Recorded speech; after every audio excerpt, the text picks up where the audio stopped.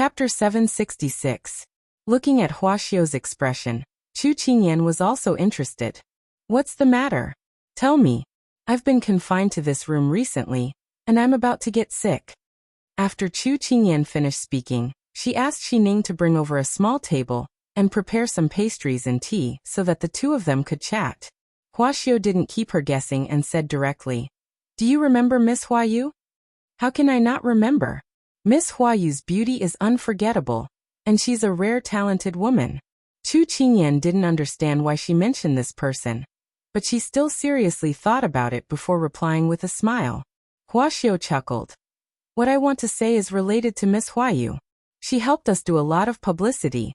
I took the time to treat her to a meal a few days ago to thank her. At the dinner, she learned that you were injured, so she wanted to come and visit you immediately. I said that it was inconvenient for you to meet guests because of your injury, and I would bring her to visit you another day." Chu Qingyan didn't think it was inappropriate. "Don't forget your identity. If she comes and sees that you're a girl, won't she be exposed?" Xiao reminded her when she saw that she didn't understand. "You're right. You're so considerate." Chu Qingyan agreed. Xiao chuckled again. "But I promised to bring her to visit you tomorrow." Chu Qingyan twitched her mouth. "Can't you finish your words at once? I didn't know she would be so persistent. If she hadn't asked someone to send me an invitation 2 days ago and mentioned this matter, I would have almost forgotten about it." Xiao's face said that she didn't blame her. Chu Qingyan facepalmed. There were 2 things about Lady Huayu that left the deepest impression on her. One was her guqin, and the other was the sachet embroidered with multicolored butterflies that she had asked her servants to deliver. The most important thing was not the sachet, but that when she sent it, her vinegar jar bumped into her, causing her to suffer a double loss. "Forget it. You can bring her over tomorrow. She has good intentions. I can't reject the concern of others." She didn't have a problem with Miss Huayu, but she was afraid that she would make Big Ice Cube unhappy again. Big Ice Cube looked like he didn't care about anything, but as long as it involved the people or things around him, he would be very calculative. Xiao chuckled. "Qingyan, let me give you a heads up. Huayu seems to be planning to turn over a new leaf. Your performance at the Ming Man building back then seemed to have made her treat you differently. Don't say, oh, she's still a girl. If word of this gets out, it won't be good for her reputation." Chu Qingyan glared at her. "Huayu is bold and won't care about these things. Also, I'm only telling you because I want you to be careful," Huayu said as she bit into the plum blossom cake. Chu Qingyan had a headache. I know. Even food can't stop you from talking. Eat slowly. I know you like these things, so I prepared a lot of Xining." Xiao nodded in satisfaction. Then she asked, "By the way, when I came in just now, I think I saw something fly out of your room? What a big lump." Chu Qingyan's smile froze. Xiao Hai was in the room just now. When she heard the noise, she immediately asked it to go out. She didn't expect it to be discovered. "You must have seen wrongly. It was probably the shadow of the tree outside the window." Xiao rubbed his eyes, pretending to be serious. "Maybe I'm really too busy. I also remembered something. I found that the guards around you seem to be trained. They're different from the usual bodyguards. What's your background?" When she said the last sentence, Xiao's tone became serious. She was smiling, but there was a deep inquiry in her eyes. Chu Qingyan felt the change in her tone and smiled faintly. "What kind of background could I have?" Xiao rubbed her eyes again and smiled. "If you don't want to say, then forget it. Who doesn't have a secret? Well, I have to clean up the other mess. I'll gladly accept this cake." After saying that, she got up and left. Chu Qingyan asked Xining to send her off. Seeing Xiao's figure disappear outside the door, Chu Qingyan breathed a sigh of relief. At this time, the gerfalcon, who was hiding under the window, reluctantly got up. It flapped its wings and jumped in. Its face was very unhappy. It was a majestic king. How could it be so shameful? Perhaps because they had been together for a long time. Chu Qingyan and the gerfalcon had a strange connection. She could feel its thoughts and couldn't help but smile. Although Xiao was a wealthy merchant, she was still a commoner. There were many things that she couldn't let her know. However, Chu Qingyan had to admit that Xiao was very sharp. She could sense that her identity wasn't what it appeared to be.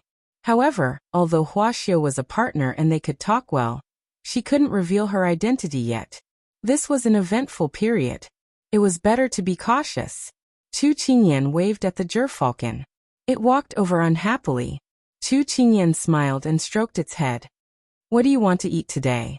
Dried meat or shrimp? The gerfalcon's eyes lit up. Chaoyang Palace. Luoyin looked around and smiled. Your Majesty, 9th Miss Chu was betrothed to His Highness by the retired emperor. Although she was young at the time, 5 years have passed. His Highness is now 20 years old. It's time for him to have children. Continue. Empress Liang narrowed her eyes. Although 9th Miss Chu is already 15 years old, she's not of marriageable age yet. His Majesty also hasn't put His Highness's marriage on the agenda yet. It's likely that the wedding date is still up for discussion. However, men of His Highness's age should already have children. To think that His Highness has put in so much effort for the country and the people, yet he's still all alone. This servant's heart aches for His Highness every time this servant thinks about it. Luoyin picked up a handkerchief to wipe the corners of her eyes. Empress Liang understood the meaning behind her words and comforted her.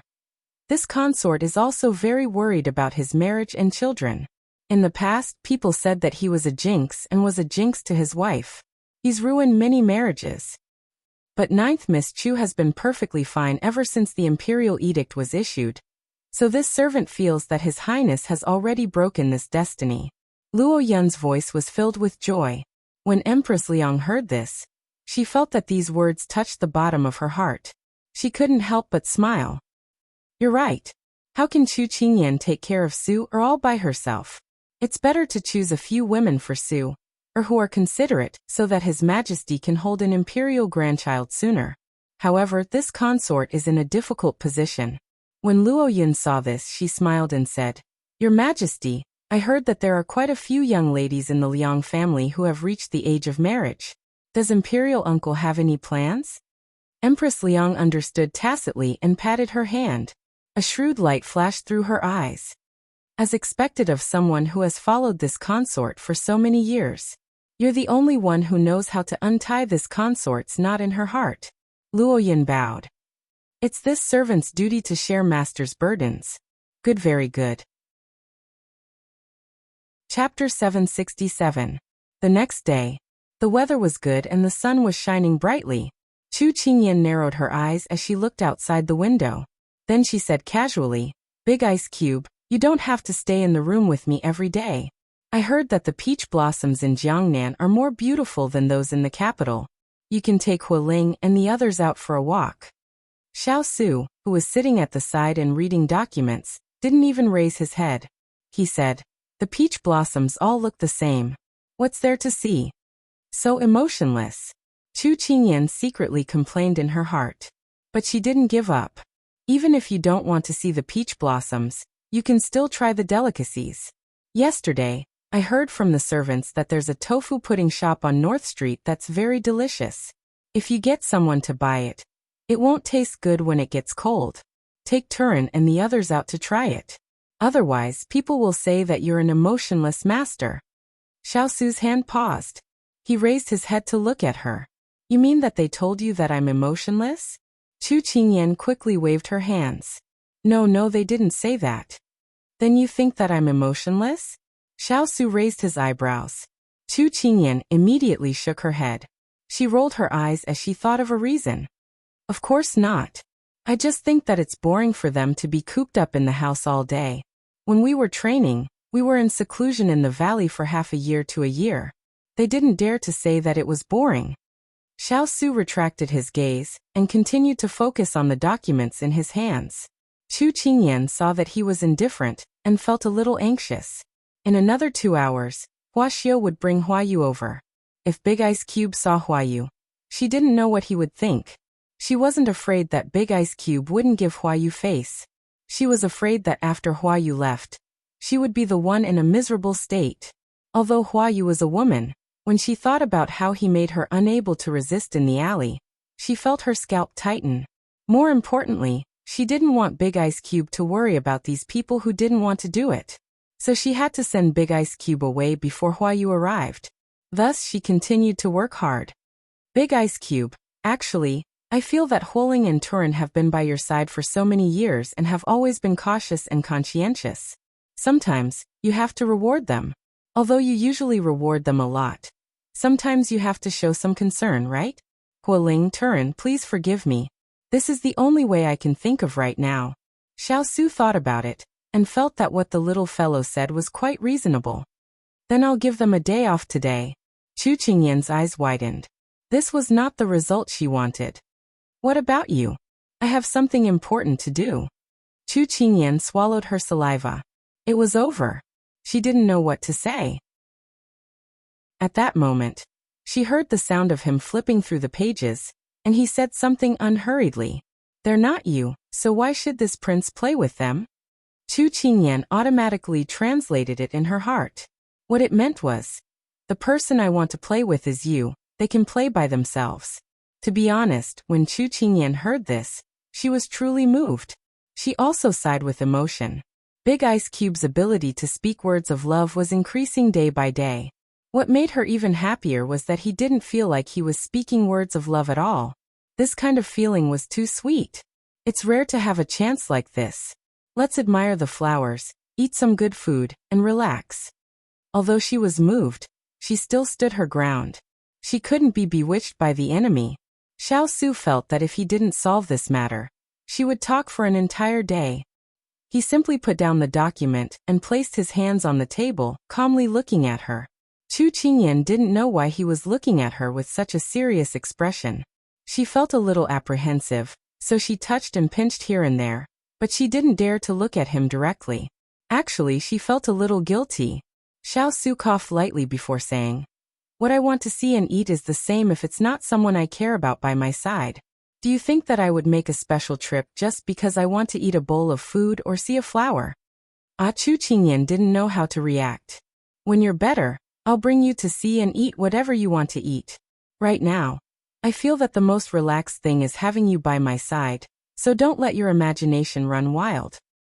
After Xiao Su said this, his gaze fell deeply on her body. Then he looked away.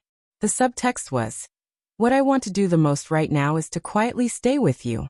Chu Qingyan felt that she had inadvertently received a serious confession from the Big Ice Cube. How unexpected. She was so pleasantly surprised. "Big Ice Cube, come here." Xiao Su didn't suspect anything. He got up and walked to the front of the couch. He reached out and touched her hand to make sure that she wasn't cold. He then wanted to ask if she wanted to drink some water, but she hugged him. Chu Qingyan hugged his waist, overjoyed. "Big Ice Cube, I like you so much. I like you so much." Xiao Su was stunned by her sudden confession. He hadn't expected it at all. But when he came back to his senses, he had already bent down and stared at her moist eyes. His Adam's apple bobbed slightly. "What did you say just now? Say it again." Just now, she had said it on a whim and couldn't suppress her excitement. Now that the Big Ice Cube was looking into her eyes so seriously, Chu Qingyan felt a wave of heat rush from her neck to her cheeks, all the way to the top of her head. She immediately wanted to bury herself in his arms like an ostrich. Unfortunately, it was rare to hear such an undisguised confession from her. How could Xiao Su let it go so easily? He touched her face with his fingertips. Her white and tender cheeks were stained with a red blush. It was very tempting. He slowly lowered his head, wanting to take the pink territory for himself. Just as he was about to touch the gorgeous peach blossoms, a loud shout broke the pink bubble that had just emerged from the two of them. "Chu Qingyan, I've brought Miss Hua Yu here." Although the footsteps were still far away, this loud voice, Chu Qingyan swallowed her saliva subconsciously. "Oh no, he's here." Xiao Su paused. The deep affection in his eyes suddenly disappeared. He looked at her playfully. "Just now, you tried to make me go out. Was it because of this?" Chu Qingyan did not dare to underestimate her big ice block's intelligence at all. With just one sentence, he had already pieced together most of what she had just said. She felt like burying her head into a crack in the ground. He didn't need her answer. He knew the answer just by looking at her expression. Xiao Su snorted. then bent down and gently bit her lips. Oh, before she could exclaim, he had already stood up. It's just a small punishment. I'll deal with you when I come back. Xiao Su glanced at the men's clothes she was wearing today. No wonder. He tidied up his clothes and turned to leave. Where are you going? Didn't you want me to go out? Chu Qingyan swallowed her saliva. She didn't care about the burning pain on her lips. Looking at his back, she felt a sense of annoyance. Chapter 768. Chu Qingyan, why do you look like you're half dead? Because Xiao often came to visit, the servants did not stop her. She walked in casually. Chu Qingyan did not want to pay attention to her at all, but when she saw the person behind her, she forced herself to stay alert. Didn't you say you'll be here in 2 hours? Why are you so fast? She was not prepared at all, and her thoughts were exposed. Thinking of the look in Big Ice Cube's eyes before he left, she could not help but shiver. She hoped that he would be merciful when the time came. Xiao looked at the person behind him and said with a smile, Miss Hua, you came to my mansion early. I can't let her wait, so I came here directly. At this point, Xiao moved closer to her and whispered into her ear. Did something happen? I saw that your husband's face was very gloomy just now, especially towards Huayu. He looked very unfriendly. Huayu, who was ignored by the two of them as soon as she came in, coughed softly when she saw Xiao so close to Chu Qingyan. A strange look flashed across her eyes. Chu Qingyan glared at her, then looked at Huayu, who was standing in the room in a pretty pink dress. She smiled gently. Miss Huayu, I'm sorry to have made you come all the way here. Huayu walked forward with a charming smile on her face. Young Master Chu, you're too polite. Ever since we met last time, Huayu has a lot of admiration and respect for young Master Chu. I've always wanted to find time to discuss the zither with young Master. Unfortunately, young Master is too busy. Later on, I heard that young Master was injured. Huayu's gentle words contained sincere concern, making Chu Qingyan blush with shame at her previous thoughts, especially when Big Ice Cube was jealous of this innocent woman. I've made you worry, Chu Qingyan said gratefully. At this moment, Huayu raised her hand, and Huang Yi behind her came forward with a food box. She opened the lid and took the porcelain cup inside. Then she looked at Chu Qingyan and said gently, I heard from Xiao that there are no women in your residence, only maids, so Huayu took the initiative to make ginseng soup for young Master. I hope young Master won't refuse. Chu Qingyan subconsciously looked at Xiao, who was standing behind Huayu and waving her hand innocently. There are no women in your residence, only men. But she did not ask about the men. I'm just telling the truth. Chu Qingyan was completely defeated by her. How could Huayu, who had been in such places for a long time, not see Chu Qingyan's troubled expression? She stepped forward and stuffed the porcelain cup into Chu Qingyan's hands. Don't stand on ceremony with Huayu. Drink it while it's hot, or it will turn cold. Chu Qingyan could not accept such a passionate Huayu. Wasn't she supposed to be as arrogant as a winter plum? How did things change so quickly? At this moment, Huayu turned to Xiao and said, Xiao, I have something to discuss with young Master. Can you leave for a while? Xiao's heart softened when she saw Huayu's pleading eyes. She immediately nodded. Okay, have a good chat. After she finished speaking, she gave Chu Qingyan a look that said good luck with women, and good luck to you. Then she pulled Xi Ning and left happily. Chu Qingyan's head hurt. She really wanted to see the world burn. At this time, Yellow Leaf also took the initiative to leave the room, so only the two of them were left. Miss Huayu, what do you want to discuss with me? I'm afraid it's not appropriate for a man and a woman to be alone in a room, Chu Qingyan said tactfully. Huayu covered her mouth with a handkerchief and smiled. Huayu is not afraid. What are you afraid of? Chu Qingyan swallowed. She was afraid. Huayu could see her uneasiness and smiled. Young Master, Huayu recently composed a song. I want to embarrass myself in front of young Master. Would young Master do me the honor? Okay. I'm in luck. Chu Qingyan heaved a sigh of relief. As long as you don't get too close, you can play the zither as much as you want. Huayu smiled and nodded. Then she turned around and took the zither that Huang Yi put down. She walked to a short table and put it down. Then, she tested the sound. She gave Chu Qingyan a sweet smile, then lowered her head and played the zither. The elegant sound of the zither flowed out and filled the entire room. Chu Qingyan listened attentively. Hua Yu looked up and saw her exquisite side profile. Her face blushed slightly. Then she lowered her head again and played seriously. The song ended. Miss Hua Yu's zither skills have reached the level of a master. Your voice can be heard for 3 days. Chu Qingyan praised from the bottom of her heart. Hua Yu was shy. Young master, you flatter me. After that, she put away the zither. Did young master hear anything from the zither? Hua Yu walked closer and looked at the person lying on the bed with anticipation. Chu Qingyan did not doubt her. She pondered for a moment before replying. I heard hope and a beautiful vision for the future. Compared to the previous song, the style is completely different. At this point, she looked at Hua Yu and said gently, your mentality has changed. I'm happy for you. Hua Yu's eyes lit up. She pinched her handkerchief and said excitedly, young master, do you know why Hua Yu has changed? Why? Because of you, young master.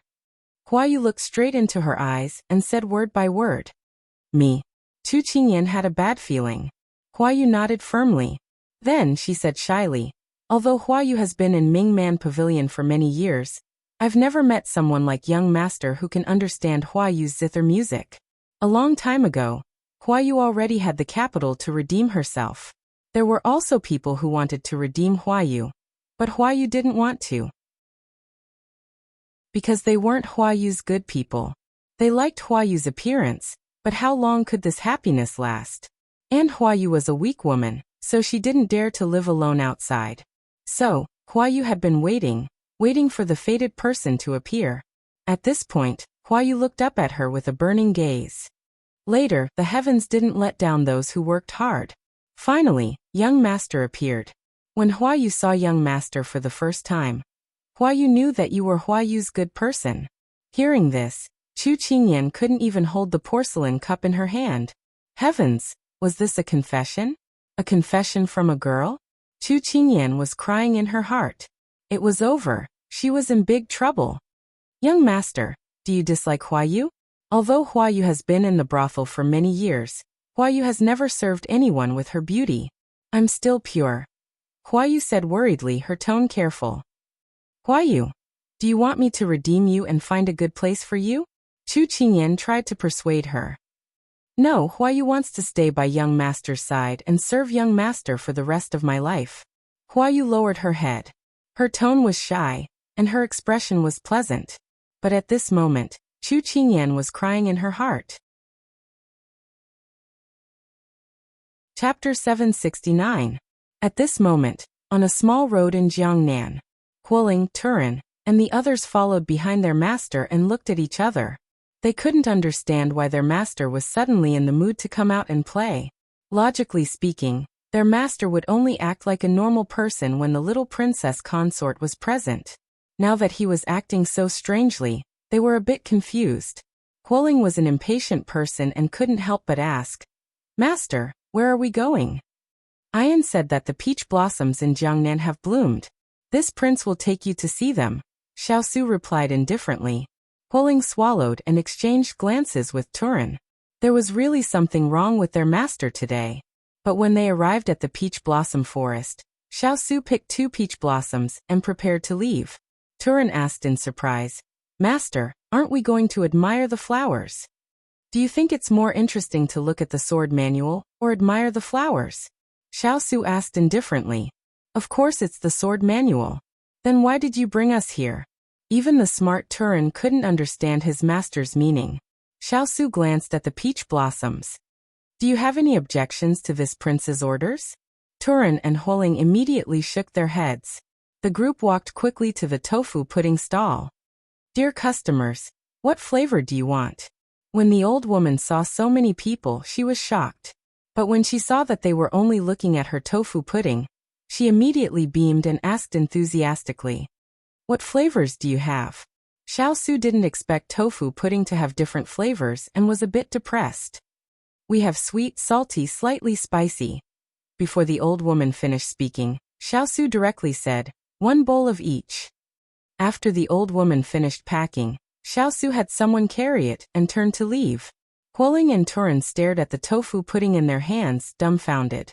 Several question marks floated above their heads. He said he would bring them to eat delicious food. This master was lying. Xiao, who was walking in front, breathed a sigh of relief. Finally, he got what the little fellow liked to see and eat. He could go home now. There was an important guest in Chaoyang Palace today. Third brother, try this new spring tea. Empress Liang called out. Liang Bai took the tea from the palace maid and thanked her. He took a sip and was pleasantly surprised. These tea leaves were brought back from the neighboring country a few days ago, right? They taste really good. Empress Liang nodded. The emperor rewarded Chaoyang Palace. Third brother came at the right time today. Hearing this, Liang Bai said, "It seems that His Majesty still cares a lot about the Empress." When Empress Liang heard this, her expression changed slightly. If His Majesty only rewarded Chaoyang Palace, then Ben Gong likes to hear third brother's words. However, His Majesty rewarded Consort no less than Chaoyang Palace. Hearing Empress Liang's complaints, Liang Bai didn't dare to say more, and just drank more tea. Empress Liang knew her third brother's personality. He was greedy for life and afraid of death. He didn't even dare to respond to her words. He was probably afraid it would spread and implicate her.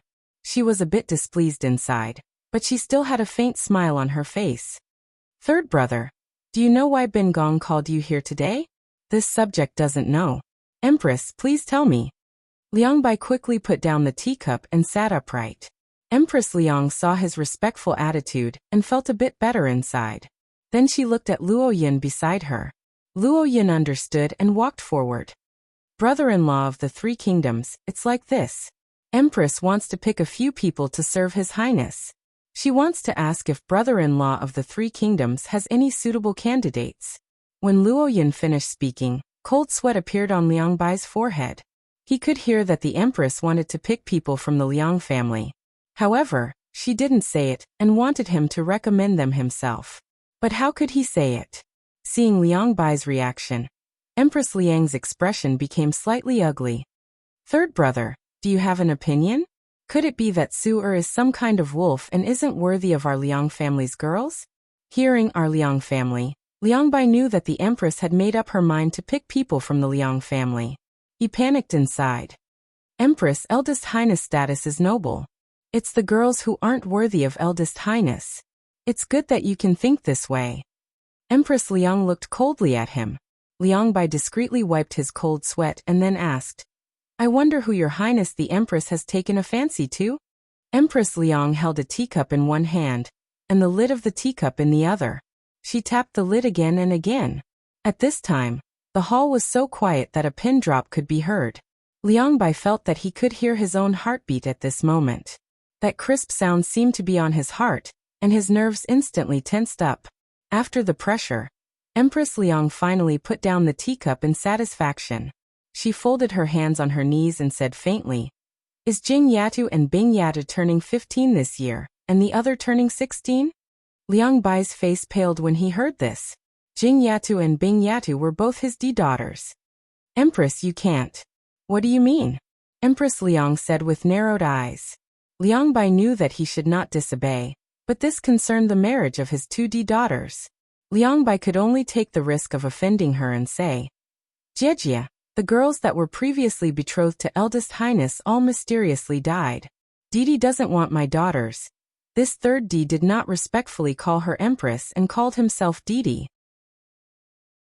It seemed that she had really pushed him to the edge.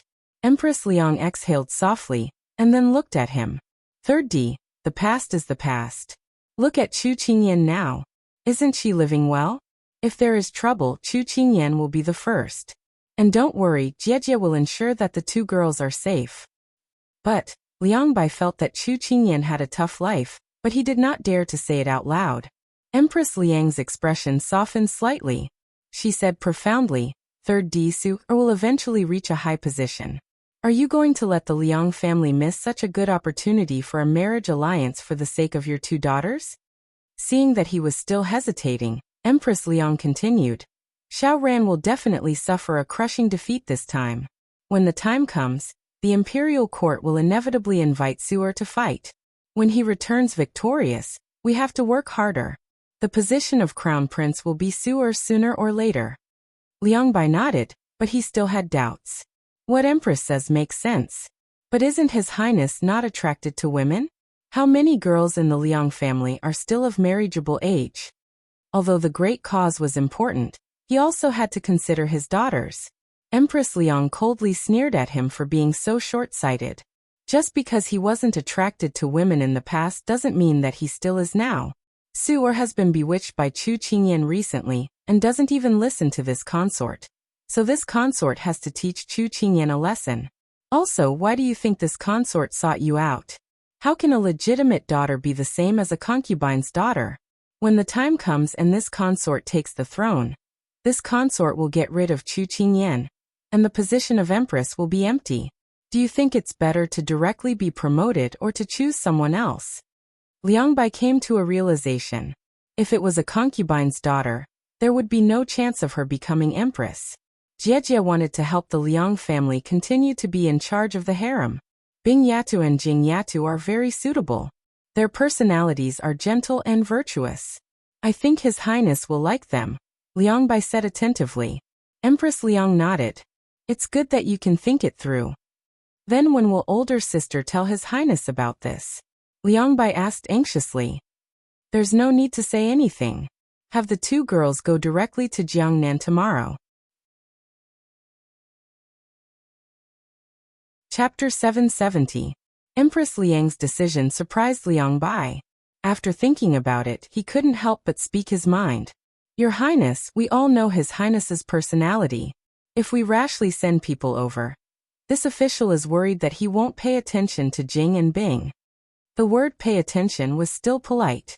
In the past, he had often thrown out the women sent by the officials to curry favor with him. It would be harder than ascending to the heavens to have him take pity on them. When he thought of his delicate daughter, Liang Bai couldn't help but sweat. He dares. Empress Liang angrily slammed the table. Liang Bai was instantly silenced. Seeing that Liang Bai had been frightened, Empress Liang sighed. You don't need to worry. Today, this one will send a few mamas to give the two girls some pointers. Chu Qingyan will be by Su'er's side. Su'er has probably already tasted the taste of love, and has become enlightened. When the time comes, with these two water spirit girls, he won't have any reason to refuse. Liang Bai felt that it was reasonable and nodded repeatedly. Since there was nothing else, he left the palace. When only Empress Liang and her servants were left in the hall, Luo Yin gave a thumbs up and praised. The Empress truly has a good plan. The two misses are pure and clean, so they'll definitely be able to enter His Highness's eyes. Moreover, the mamas will send will probably be able to suppress Chu Qingyan's arrogance. When the time comes, His Highness will lose interest in her. Wouldn't it be easy to get rid of her? It's still you who understands this consort. Aside from Chu Qingyan, when the time comes, if the Liang family's girls are pregnant, whether it's Su, or leading the troops on an expedition or returning victorious, they'll be able to help the Liang family rise. When it comes to this consort's generation, the Liang family will definitely continue. Her phoenix eyes narrowed as a cold light flashed. It was already lunchtime. When Xiao Su stepped into the room, he saw the little fellow in a daze. He's gone? Hearing his voice, Chu Qingyan immediately collected her emotions and blinked as she looked towards him. He's back so soon? Fast? Don't tell me you want me to wander around outside? Xiao Su stood in front of her with his hands behind his back, his tone threatening. Chu Qingyan immediately changed the topic, not looking at him. What are you holding in your hand? Why are you carrying it behind your back? Xiao Su knew her temperament. He smiled and took out the things hidden behind his back. A peach blossom and a large pile of tofu pudding. You? Chu Qingyan was pleasantly surprised. I picked it for you when I was looking at the peach blossoms. This is for you. It's still warm. Eat it while it's hot. Xiao Su glanced at the untouched ginseng soup on the table, and gave her a cold look. Before he entered the house, he had already asked Xining about Huayu. He basically knew that Huayu had come with Huayu in her sleeves. She wanted to bribe his little girl with a bowl of ginseng soup? Hee, how could she compare to his years of captivity? She was overestimating herself. Chu Qingyan first took the pink peach blossom branch and happily touched the petals on it. After playing with it, she reluctantly put it to the side. She hadn't gone out to play in a long time. She missed the flowers and trees outside too much.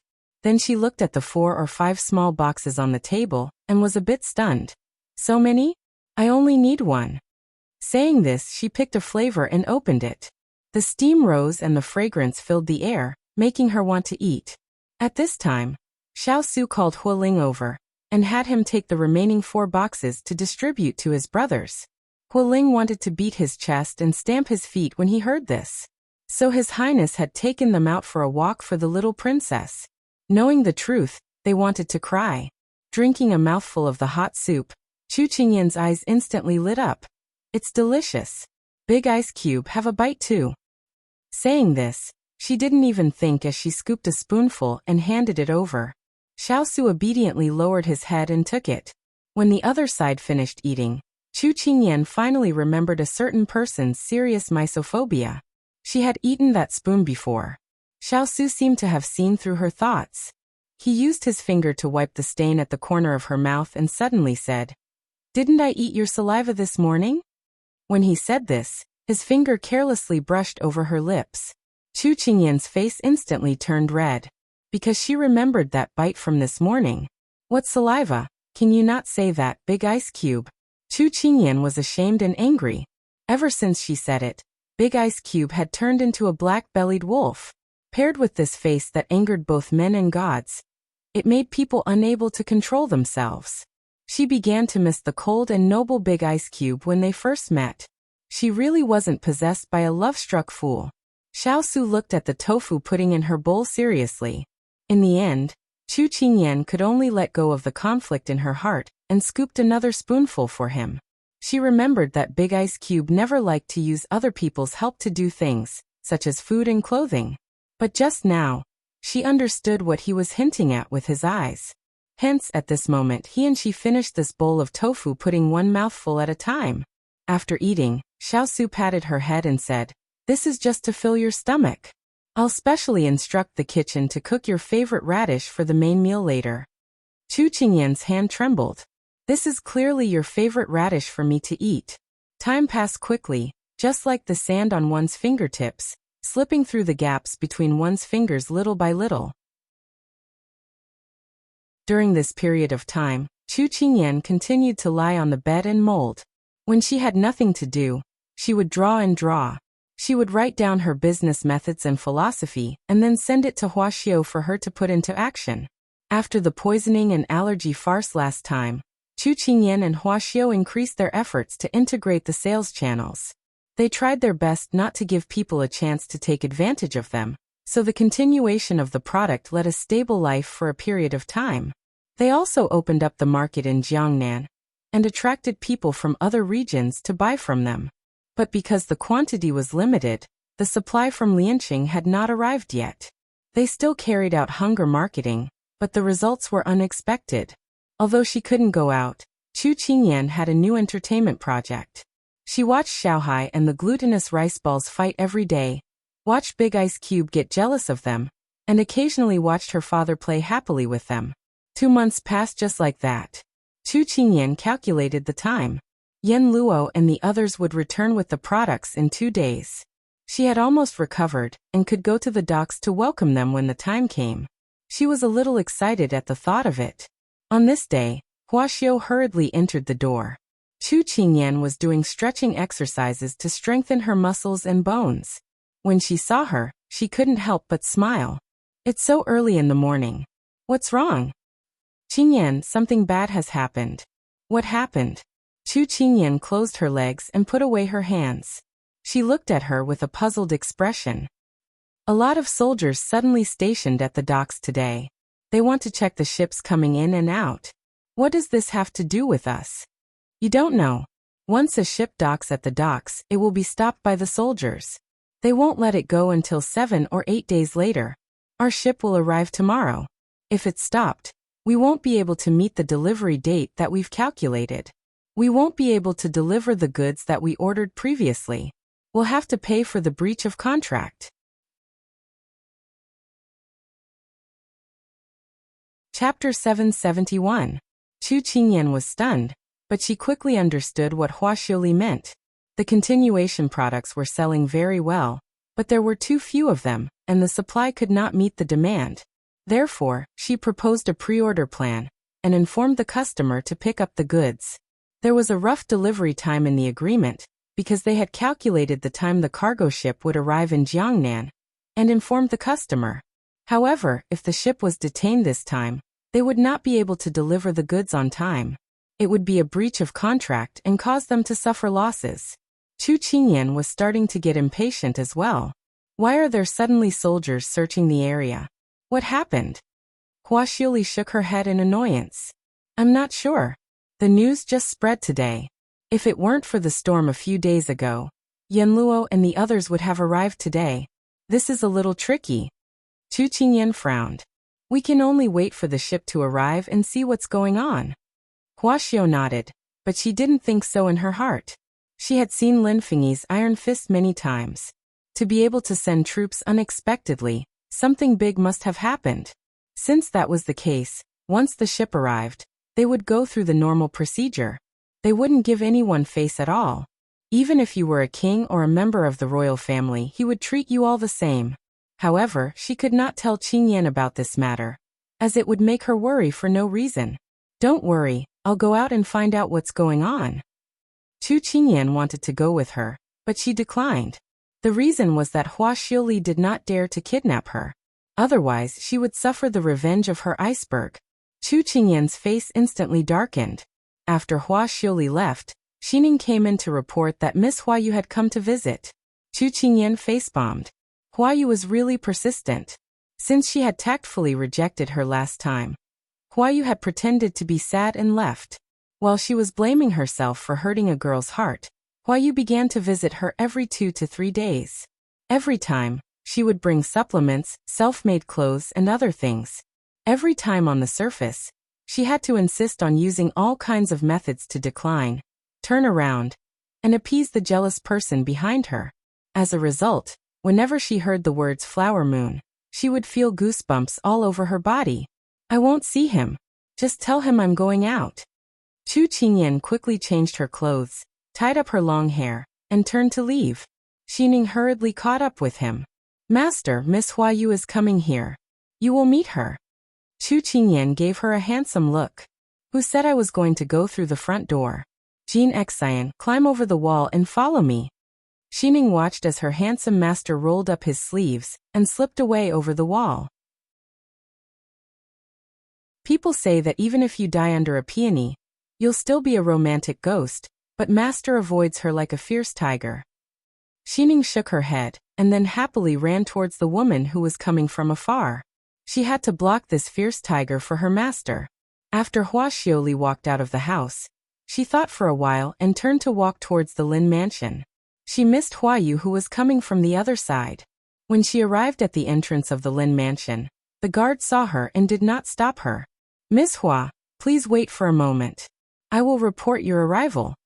Because Huaxiu had cleaned up her cousin's mess, she had barged into the Lin mansion many times. Even the guards outside recognized her. Every time they saw her, she could make their strict and selfless master speechless. This made the guards have a whole new level of respect for her. Therefore, as long as she came to the Lin mansion, the guards would help her to report. Basically, their master would meet her every time. Huaxiuli nodded and thanked them. She knew that it was very important to build a good relationship with these guards, so she started to chat with them. She wanted to get some information about the ship from them. Unfortunately, she did not get anything. It was obvious that this operation was very secretive. Not long after, the guard who reported her came out. Miss Hua, master said that he is not free today. Please come another day. Hearing this, she knew that he was busy. However, Huaxiuli did not want to waste a trip. She wanted to barge in. Anyway, she was familiar with the Lin mansion. The guard at the side seemed to have seen through her thoughts and quickly stopped her. Miss Hua, master is very busy these days. Please don't cause trouble. But I have something important to do. Hua Xiaoli was a little anxious. Another guard thought for a while and said, Master is going out later. Miss Hua can wait for him here. Hua Xiaoli was surprised. Oh, okay. Sure enough, after a while, Lin Fingyi came out with a few officials beside him. Hua Xiaoli's eyes lit up and she immediately went to greet them. Lin Fingyi was talking to the officials beside him. When he saw Hua Xiaoli's figure, he stopped and gave a few instructions to let the officials come out. He stayed where he was. Master Lin. Hua Xiaoli smiled and called out. This was the so-called one does not hit a smiling person. Hearing this, Lin Fingyi knew that it was not a good thing. He said calmly, What is it? Hua Xiaoli heard his tone and despised him in his heart. In any case, they were people who had eaten together several times, okay? So cold. I have something to ask of you. She simply went straight to the point. Lin Fingyi glanced at her. Your cousin committed a crime again? Hua Xiaoli shook her head. It's not about him. It's about the ship being detained today. When she mentioned this, Lin Fingyi's gaze became serious. Speak.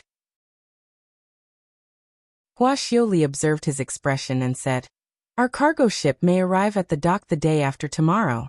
I want you to make an exception and let it go, okay? Lin Fingyi refused righteously. No, everything has to be done according to the rules. What? You? Hua Xiao exploded in anger. So unreasonable. I have something urgent to do. I'll leave first. He did not have time to waste with her, and wanted to leave. Before she could finish speaking, the person in question wanted to leave.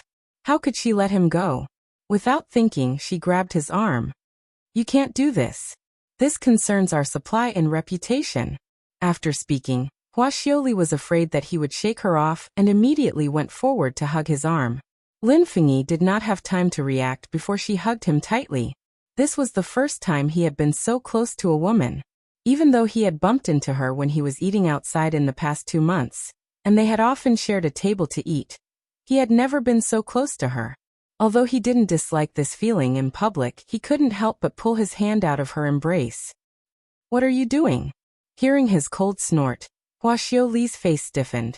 Then she felt sad and indignant. She thought that they could build a friendly relationship after calling each other brothers. Who knew that he would change his attitude so quickly? Seeing that she did not speak and looked hurt, Lin Fingyi was stunned. He then looked at the officials waiting in front and said, Wait for me to come back. Who would wait for you to come back? Hua Xiaoli wanted to bite him to death.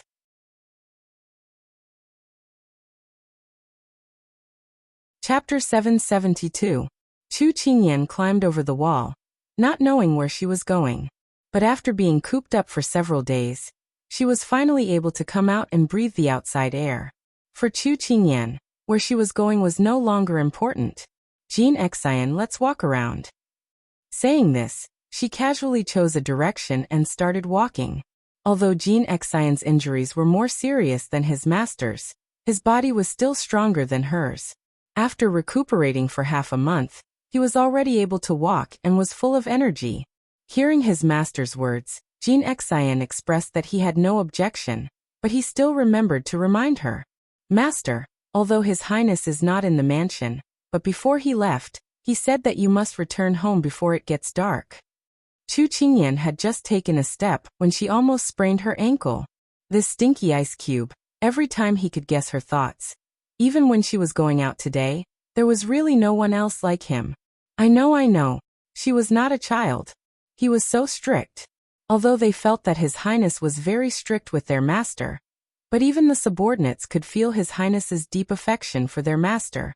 In the past, they were somewhat afraid of His Highness, but now they understood that as long as they did not go against him, and did not hurt their master, His Highness was not difficult to get along with. Of course, the premise was that they were the people by their master's side, otherwise His Highness would not put them in his eyes. The so-called love me, love my dog. Therefore, His Highness would also pay more attention to them. For example, when he was injured some time ago, His Highness ordered Ethereal to prepare a lot of good tonics for him to eat. Jean Xian looked at his master who was leisurely strolling in front of him and smiled slightly. He did not regret following Chu Qingyan. The memories that were gradually recovering in his mind were forcibly suppressed by him.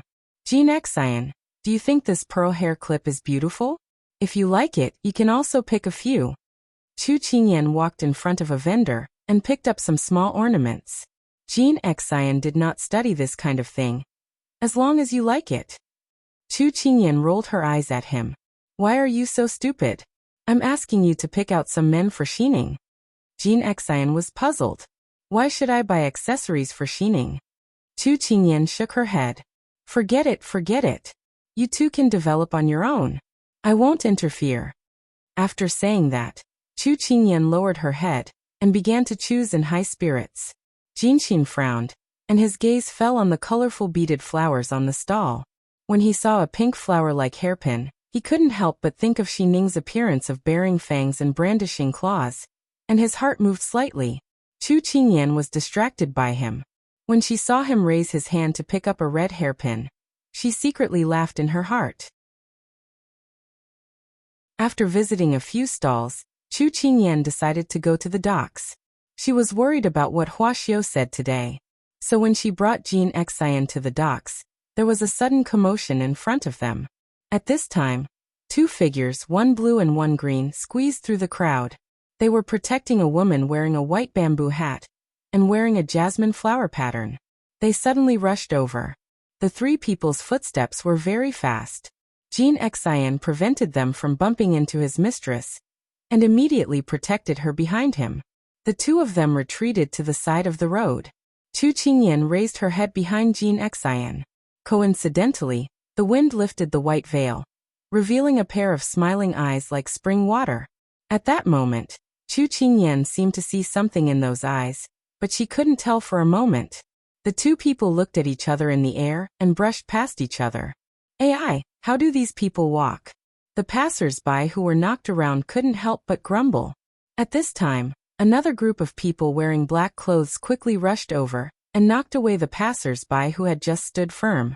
In this short moment, Chu Qingyan's eyes had already lost sight of the three people.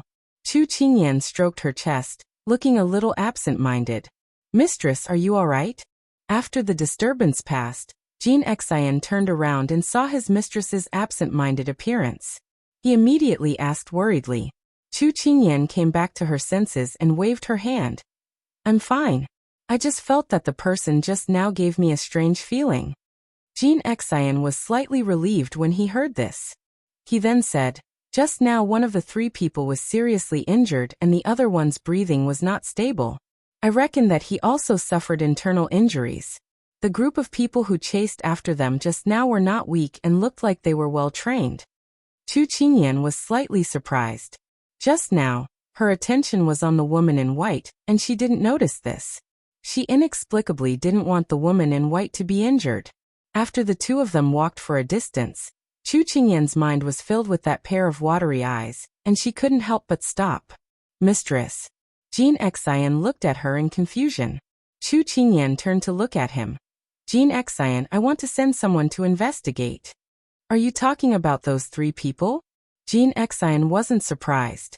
Chu Qingyan nodded. Just as she was about to call for Su Yi and the others to appear, her ears twitched and her lips curled slightly. It seems that she didn't need to send people to look for them. She turned around and looked at the people below the wall. She couldn't help but smile. How are the three of you? Under the white wall, the woman in white stood facing the wind. Beside her was a pair of golden boy and jade girl supporting each other. Your Excellency's martial arts are profound. I didn't expect you to find out so quickly. The voice was elegant, but with a lazy charm. At this moment of life and death, Chu Qingyan didn't feel any panic or fear from her voice. Although she was surprised, she was more curious. Didn't you leave from East Street? Why did you appear here? They were clearly in two completely different directions. After asking, Chu Qingyan faintly had an uncertain answer in her heart. To seek protection. The woman in white couldn't help but smile. Protection. You. She had never seen a person who could be so frank when asking for help. At this moment, Chu Qingyan was speechless. Although she had taken the initiative to help, but when it came from the person in question, Chu Qingyan felt a little strange. Just now when I hurriedly took a glance on the street, I felt that young master should be a kind and charitable person. You're not someone who would leave someone in the lurch. So with the mentality of giving it a try, I turned back when those thieves weren't paying attention. Aren't you worried that I'll stand by and do nothing? Chu Qingyan was shocked by her casual thoughts. Could it be that she hadn't read her fortune? The woman in white took in her expression and a trace of a smile flashed across her eyes. Young master, then are you willing to lend a helping hand or stand by and do nothing? You've already said all the good things. What else can I do? And even if I don't want to help, it's too late. They're here. As soon as she finished speaking, the fierce-looking man dressed in black appeared in the crowd.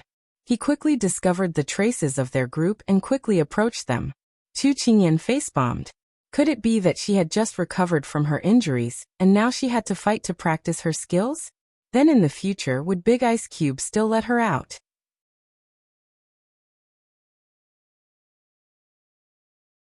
Chapter 773.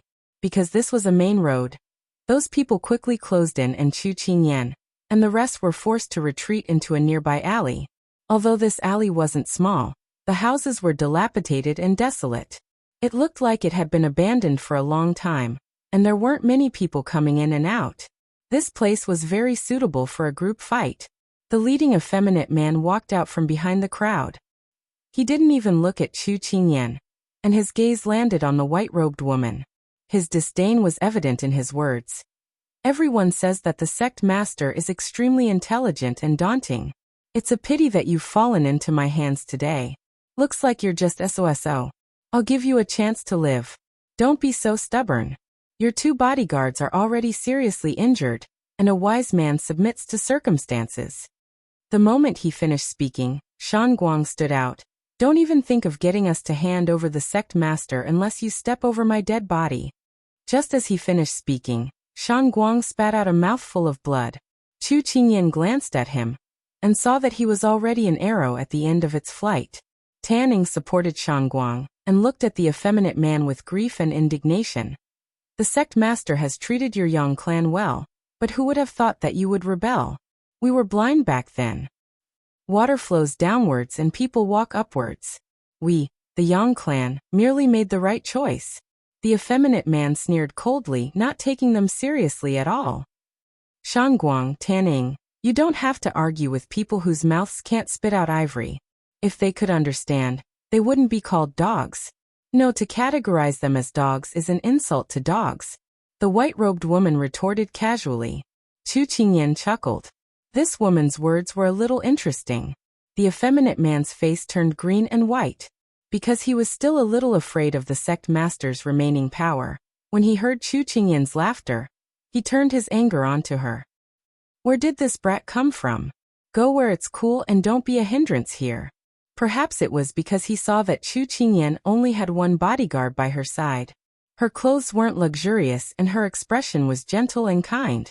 The effeminate man thought that she was a soft persimmon and picked her to pinch. Unfortunately, this person was a wolf in sheep's clothing.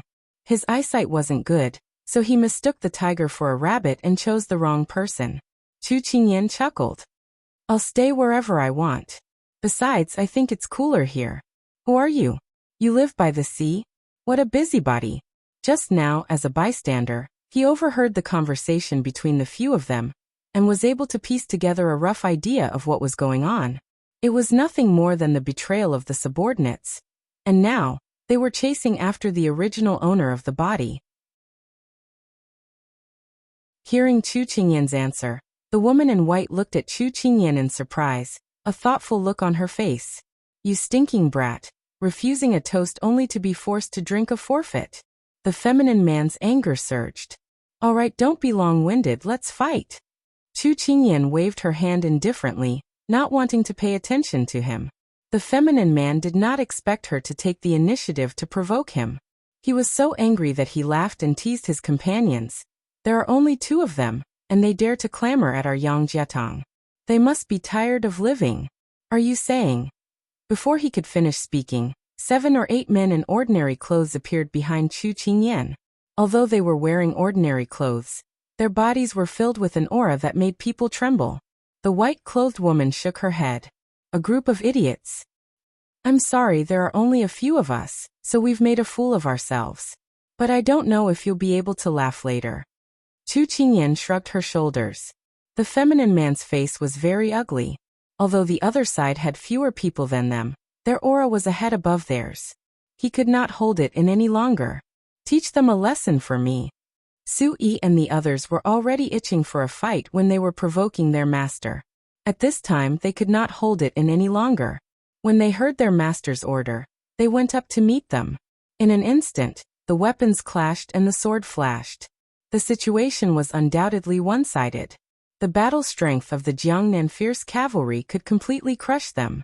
Chu Qingyan stood to the side and nodded in satisfaction. Since the last time the Jiangnan fierce cavalry took the initiative to stay by her side, she let Sui go to Shuba to be her shadow guard. She also knew that they had not fought for a long time, so she let them out to practice. The feminine man did not expect that they were just used as targets for Chu Qingyan's practice. The white-clothed woman on the side looked at the chaotic battle and narrowed her eyes. Although Yang Jiatang was not her direct disciple, his martial arts were not weak in Lan manner. But now he was being easily suppressed. She would be lying if she said she was not shocked. When she passed by Chu Qingyan, she could feel that this person's martial arts were not weak. She also had a shadow guard by her side. She just came to try her luck and asked for help. She did not expect this person to be so strong. Master, Sichuan is really a place with hidden dragons and crouching tigers. Even in Jiangnan, there is such a strong person. Tanning supported Shanguang, and her eyes did not leave the battle in front of her. The person beside the young master was actually not inferior to Lan Manor's #1 guard. This is really surprising. The white-clothed woman nodded lightly. Just as the two of them were talking, a group of people suddenly came. The person in the lead had a zombie face. This group of people seemed to be more aggressive than the feminine man's group. The battle was about to end, but now it seemed that it would not end so quickly. Chu Qingyan rubbed her fingers. She wanted to go up personally. Recently, she had not stretched her muscles and bones, so her hands were itchy. Before going up, Chu Qingyan turned to look at the white-clothed woman who was watching the battle. She was speechless.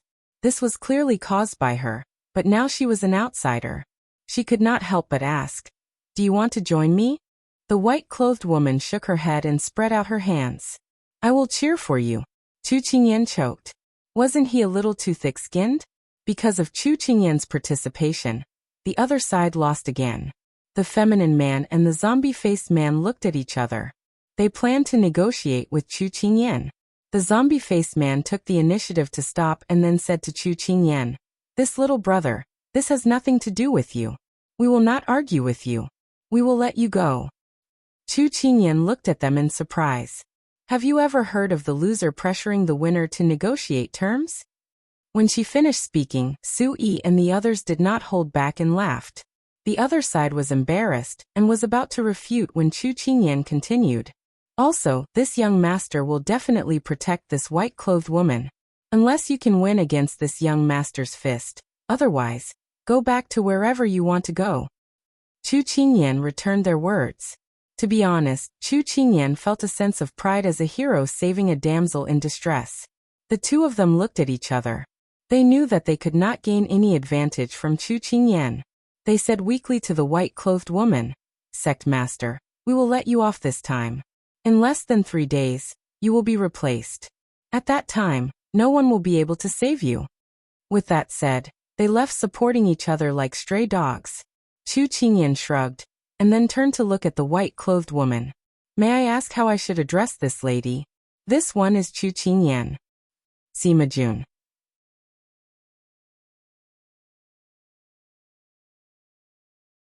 Chapter 774. So it's Miss Sima. Nice to meet you. Chu Qingyan cupped her hands in greeting. "Greetings, young Master Chu." Sima Jun returned the greeting. With a wave of Chu Qingyan's hand, Su Yi and the others disappeared into the shadows. "Miss Sima, your whereabouts have already been exposed. It's best that you find a safe place to rest and recuperate." Chu Qingyan glanced at the two attendants beside Sima Jun, and said with concern. In truth, Chu Qingyan had wanted to help at first, but during the battle just now, she realized that the other party's background was not to be underestimated. Moreover, this Miss Sima seemed to be an extraordinary person. With her keen sense of danger, Chu Qingyan felt that it was best for her not to get involved in this mess. Although Sima Jun gave her a subtle feeling, she could not afford to take the risk. Sima Jun saw her expression that said, "You can leave now, I won't send you off," and laughed inwardly. Then, she turned to Chu Qingyan with a worried expression. "Young master, we were chased by bandits not long after we arrived in Jiangnan. We can no longer return to the place we're staying at. Moreover, as you can see, we have 2 injured people here." Chu Qingyan's eyebrows twitched. "So, help us to the end and help us to the end. Take us in," Sima Jun said with a smile. Hearing such an elegant voice, Chu Qingyan really wanted to refuse, but she still subconsciously agreed. All right. She had really gotten herself into big trouble. She wondered if Big Ice Cube would have thoughts of killing her if he saw her bringing strangers home. To be honest, she was a little afraid. Sima Jun saw that she had reluctantly agreed and smiled even more happily in her heart. What an interesting young man. Initially, she had not wanted to drag him down with her. When she had passed by him earlier, she had sensed that there were experts protecting him. That was why she had turned back to ask him for help. However, when the 2 sides were fighting, she had sensed that this young man was not ordinary. He was either rich or noble. Ordinary people would not have such powerful hidden guards. Moreover, there were so many of them at once. It was clear that if she could befriend him, she might be able to protect herself. Why hasn't Miss Sima left yet? Chu Qingyan was immersed in her vexed thoughts. After taking 2 steps, she didn't see anyone following her, so she turned around and asked curiously. Sima Jun said helplessly, "I've been drugged." Chu Qingyan was surprised. She didn't feel anything strange about Sima Jun just now. Now that she felt it carefully, she found that her breathing was slightly unstable. From her words, she could guess that she had been drugged long ago. Yet, she was able to hold on until now and escape with her 2 attendants. Just how powerful was this person's martial arts? Chu Qingyan couldn't help but feel admiration and curiosity for this person. "Jean Xian, call a carriage over," she ordered. Very quickly, Jean Xian drove the carriage back. Chu Qingyan helped them into the carriage, then ordered Jean Xian to set off quickly, because when she held Shangguang's hand, she took his pulse and found that his internal injuries were very serious. If they delayed any longer, he might not be able to keep his life. Tanning was only lightly injured, and Sima Jun was only immobile. Inside the carriage, Tanning said angrily, "If those bastards didn't put a colorless and tasteless anesthetic in Master's food, we wouldn't have been injured so badly." Sima Jun closed her eyes and leaned against the wall of the carriage. When she heard that, she calmly replied, "A hero doesn't talk about his past glory. A defeated man doesn't talk about his misfortune. Speak less and save some energy to regulate your breathing." Chu Qingyan looked at Sima Jun curiously. Although her figure was delicate and soft, her words were powerful. Chu Qingyan thought of the 4 words, imposing without anger. "Don't worry, I have a subordinate who is skilled in medicine in my residence. He will ensure that you are safe and sound." Sima Jun nodded. "Thank you for your trouble."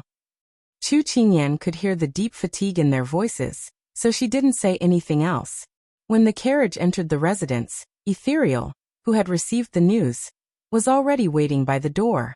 When she saw the carriage, she ordered people to help the people inside down and send them to their rooms.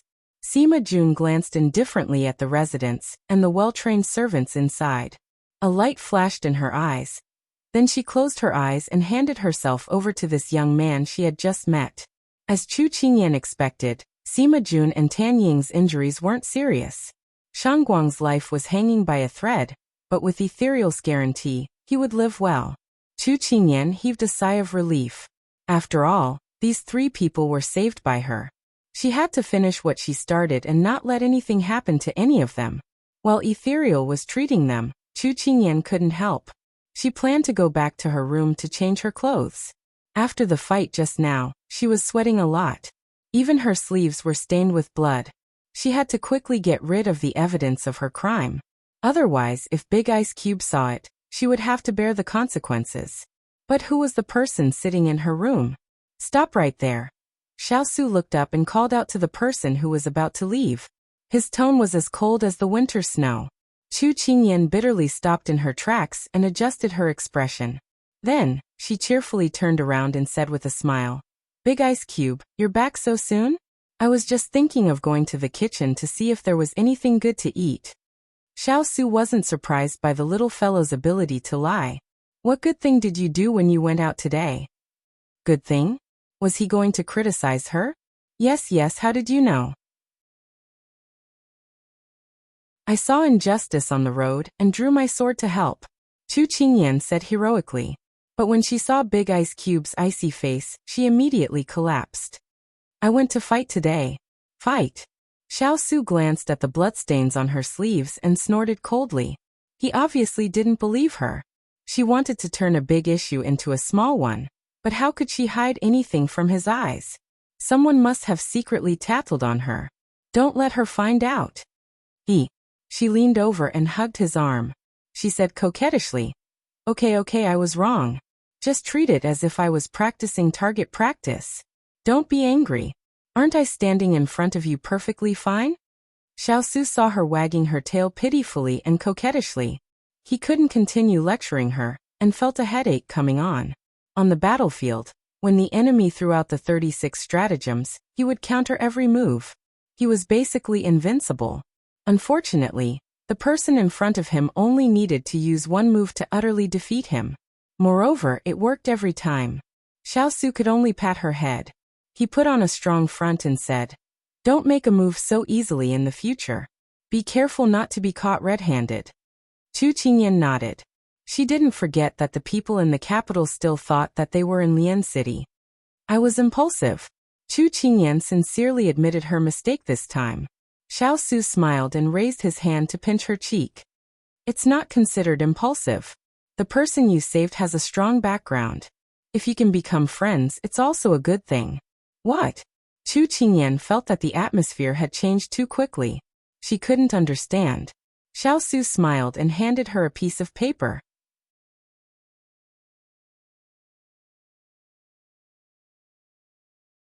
Chapter 775.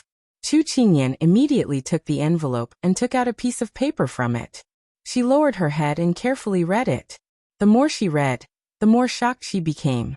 It said that there were several unknown forces that had entered Jiangnan recently. They were chasing after a master and 2 servants. Some of these people came from other countries, while others came from their own country. The results of the investigation were that these people were most likely from the mysterious Lanzhuang organization. Lanzhuang? These 2 words were very familiar. Chu Qingyan thought for a bit before realizing. Wasn't this the underground Lanzhuang that Dong Ting had brought her to look for herbs? Originally, I didn't take this matter to heart, but they made a lot of noise and didn't put Xixian's government in their eyes. That's why I had Hualing investigate in private. This is the news I just received today. Xiao explained and nodded at her meaningfully after he finished speaking. Chu Qingyan immediately understood what was going on. Combining what the other party had said during the battle earlier, as well as what Sima Jun and his servant had said, she quickly guessed that the people mentioned in the letter were most likely Sima Jun and the others. "Big Ice Cube, did I cause trouble for you?" If there were other forces involved, and they had such a strong background, she was a bit worried that she would cause trouble for him. Hearing this, Xiao's gentle face suddenly became solemn. He withdrew his hand and placed it behind his back, his gaze deeply falling on her body. "Ayan, you don't have to keep thinking that you're causing trouble for me. I'd rather you do things boldly and don't restrict yourself." All these years, she had devoted herself wholeheartedly to him, and did everything with him as the starting point. Girls of her age were all bold and reckless and were pampered like a treasure in the palm of others. However, she seemed to be more mature than others since a long time ago. He wanted her to be livelier and more unbridled. Big Ice Chu Qingyan looked up at him. First, she was shocked by his seriousness. Then, she was shocked by his words. When these words entered her ears, she analyzed them bit by bit in her mind. After the clouds dispersed, the essence left behind slowly condensed into a small seed that quietly fell into her heart. Then it bloomed into a beautiful little flower. That feeling warmed her heart and lungs. After seeing the tears in her eyes, Xiao Su sighed softly. He reached out his hand and placed it on the side of her face tenderly. Ian, you can be more willful. You won't blame me for giving you trouble? Chu Qingyan asked in confusion. Xiao Su chuckled. When have I ever blamed you for causing trouble? But sometimes you'll be fierce to me. She pushed her luck. You are allowed to be willful, but you are not allowed to hurt yourself. Xiao Su shook his head. This little guy was still so muddle-headed. Chu Qingyan couldn't help revealing a smile after hearing this. She raised her hands and twirled them in front of him. Then I wasn't hurt this time. After she finished twirling, she felt that she was really stupid. Love really made people not like themselves. But when she saw the smile on the big ice block's face, Chu Qingyan couldn't help but smile as well. She suddenly thought of a joke she saw on Weibo a long time ago. When you are with the person you love, what is the thing you do the most? You smile as soon as you see them. Now that she experienced it herself, she finally agreed with it. When Chu Qingyan came out after changing into a clean set of clothes, Xiao Su was no longer in the room. However, she heard some small sounds coming from outside the door, so she walked out. Xiao Su was currently talking to Hualing in the yard, so he was a bit distracted in the room. When he saw her come out, he waved his hand at her. Chu Qingyan skipped over. Hualing nodded at her and continued speaking. The Lu family's ship was used as a cover. Official Lin just sent a message saying that the real salt ship hasn't been found yet. And send a few people to help Feng Yi. We can't let those people get away with it. Xiao Su said in a deep voice. Yes. Hualing replied and retreated. Chu Qingyan stood on the side and listened without interrupting. After Hualing left, she couldn't wait to ask, Big Ice Block, is Official Lin's sudden inspection of the docks related to the smuggling of official salt? Xiao Su nodded. The number of officials involved this time is far more than the previous times, so Feng Yi attaches great importance to it. Chu Qingyan suddenly understood. No wonder Xiuli told me that our cargo ship is likely to be detained. Yanlua will be back the day after tomorrow. What should we do? Can I go through the back door? The person in front of him looked at him with eager eyes. Xiao Su couldn't help but chuckle. You can go through the back door, but you still shouldn't take the initiative to show up. Why? Did he agree or not? Chu Qingyan was confused. Don't you still have an ally, Hua Xiuli? Xiao Su deliberately mystified her. Chu Qingyan recalled that Hua Xiuli and Lin Feng Yi didn't like each other. She felt uncertain. Do you think that if Hua Xiuli shows up, it won't make things more chaotic? Xiao Su shook his head and slowly walked forward. Chu Qingyan immediately followed, anxiously waiting for his response. After keeping her in suspense for a while, Xiao Su finally spoke. In the 2 months that you've been staying in the residence, the young master of the Hua family often bumped into Feng Yi. It's become a common occurrence for them to chat over meals. In the many years that I've known him, except for official business, Feng Yi rarely eats at the same table with outsiders. So, do you think the relationship between them is business? If it's not official business, then it must be a private matter. Chu Qingyan casually replied, but after she said it, she seemed to have grasped the truth. Her eyes widened. When did their relationship become so good? It's better to squash enmity rather than keep it alive. Or perhaps no discord, no concord. Xiao Su commented with interest. He recalled that when he heard about their relationship, he had inadvertently asked Feng Yi about it. Unexpectedly, his reaction was unexpected. It seemed that there was something fishy going on. Chu Qingyan chuckled. That's good. If Hua Xiuli can settle official Lin, then it'll be beneficial for our business. Xiao Su chuckled. Not necessarily. Who knows, maybe the first one to be destroyed would be her. Chu Qingyan was shocked. Then it's better not to be so close. Xiao Su patted her head and smiled without saying anything. At this moment, Jean Xian came to report. Miss Sima has woken up and wants to see Master. Chu Qingyan responded, and was about to leave when her wrist was circled by a force. She turned back to look at him in confusion. She only heard him say, It's fine to make friends, but if you dare to attract any more suitors. The latter half of his words were concealed in a cold snort. Chu Qingyan shuddered and immediately raised her hand to guarantee, Don't worry, I definitely won't.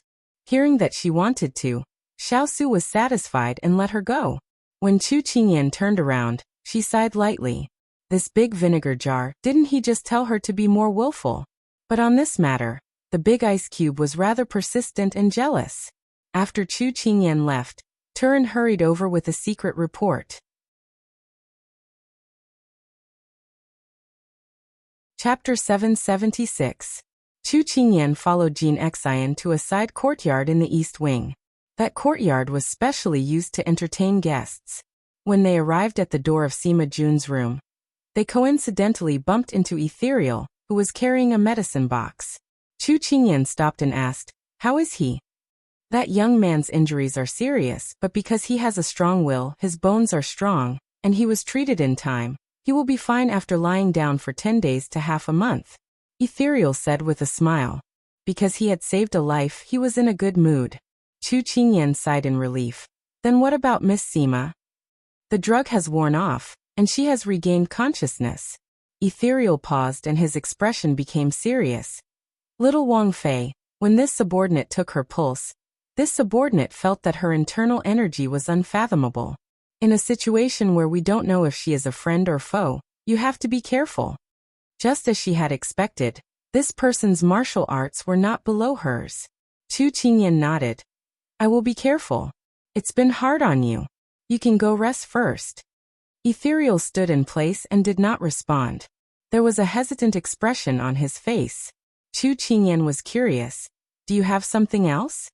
As though he had made an important decision, Ethereal gathered his courage, but he didn't dare to look at her. He slowly asked, "I heard that Jin Ling and the others will be back in 2 days. Did their journey go smoothly?" Chu Qingyan pursed her lips and smiled.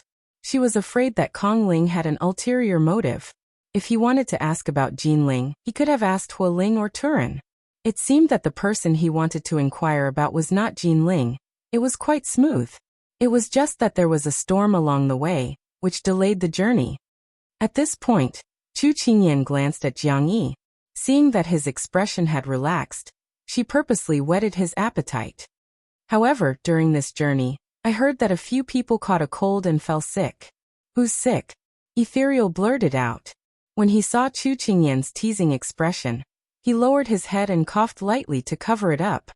"Don't worry, it's not Yin Luo." Chu Qingyan laughed.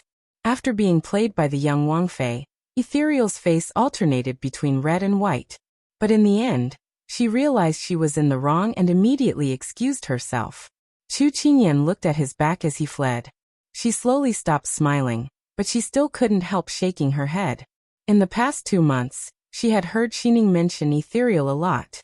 He was like a top that would never get tired, constantly spinning in the medical book. In fact, she knew that the best way to not remember someone was to keep yourself busy. He hoped that the love between the two of them would not be so bumpy anymore. Before Chu Qingyan stepped through the door, she straightened her clothes and strode in. When her gaze landed on the person half lying on the bed, Chu Qingyan froze in place. It was still the snow-white jasmine pattern dress she had worn when they first met today. What was different was that the white veil covering her face had been taken off, revealing a beautiful face. Right now, she was lazily leaning against the wall of the bed. Her ink-black hair was tied up high with a pearl and jade belt. The 2 ends of the jade belt hung down, and there were 2 strings of sapphire blue pearl tassels at the end. As she moved, they reflected a serene blue light. There was a pair of green jadeite earrings, simple but exquisite. A lock of long hair fell by her cheeks. Amidst her enchanting charm, there was the beauty of a pure young girl. It was the first time Chu Qingyan had seen someone who could soften 2 extreme temperaments together without making people feel it was out of place. She was like an immortal and a demon. She had the pure immortal aura of jasmine, and the seductive demonic aura of roses. She was clearly young, but there was a maturity and steadiness in her eyes that did not belong to her age. So this person was the one mentioned in the letter. The one who single-handedly established the Blue Manor. The one who kept a low profile and never showed up? At this moment, Chu Qingyan had an inexplicable feeling towards the person in front of her. The less guarded she was, the more suspicious she was. "What? Are you infatuated with this lady?" Sima Jun saw the dazed look on the person in front of her, and could not help but tease her. When such bold words came out of her mouth, Chu Qingyan was shocked when she came back to her senses. She almost forgot that she was still wearing men's clothes. Chu Qingyan lowered her brows and hid her shock. When she raised her head, she walked towards Sima Jun. As if she did not hear her joke, Chu Qingyan asked with concern, "Miss Sima, do you still feel unwell? Your doctor is very skilled." "I'm fine now. Many thanks to young master for your help, for taking us in, and for hiring a doctor for us," Sima Jun said in a sincere tone. Chu Qingyan smiled. "It was fate that brought us together. This humble one did not do much. Miss Sima need not take it to heart. You should focus on recuperating. Meeting young Master Chu is my fortune." Sima Jun smiled again. A beauty's smile was better than flowers blooming in spring. Chu Qingyan almost could not regain her senses. "Miss Sima, although it is not appropriate to ask about your private affairs, after today's incident, this humble one is a little worried for you. Who did you offend to be hunted down like this?" She had a guess in her heart. It was nothing more than a betrayal. Someone wanted to take advantage of the situation to climb up the ranks. But she wanted to hear her explanation, and then use it to judge whether she should intervene. The big ice cube's words made her ponder deeply. Whether one was a friend or foe, and whether one was an enemy or a friend, it was not just a matter of timing. Sima Jun looked indifferently at Chu Qingyan, and the corners of her mouth curled up slightly. Then the atmosphere suddenly changed. She covered her eyes with her sleeve and began to sob. "It's a long story. I have a family business. It's not big, but it's not small either. I have many subordinates working together. But some people are not satisfied with the status quo. They want to climb up the ranks and take over my family business. So they took advantage of the time when I was out and plotted to delay the guards who were secretly protecting me. That's why I had no one to ask for help, and ended up with heavy casualties." This beautiful little face, coupled with this sobbing voice, was simply too pitiful. Chu Qingyan stepped forward, not knowing what to say to comfort her. At this moment, Sima Jun spoke again. "Young master, you saved my life. You are my benefactor. I have no way to repay you. I can only repay you with my body. I hope young master will not abandon me." Chu Qingyan's eyes widened and her mouth gaped open. She could not believe that something that had happened on television was actually happening to her.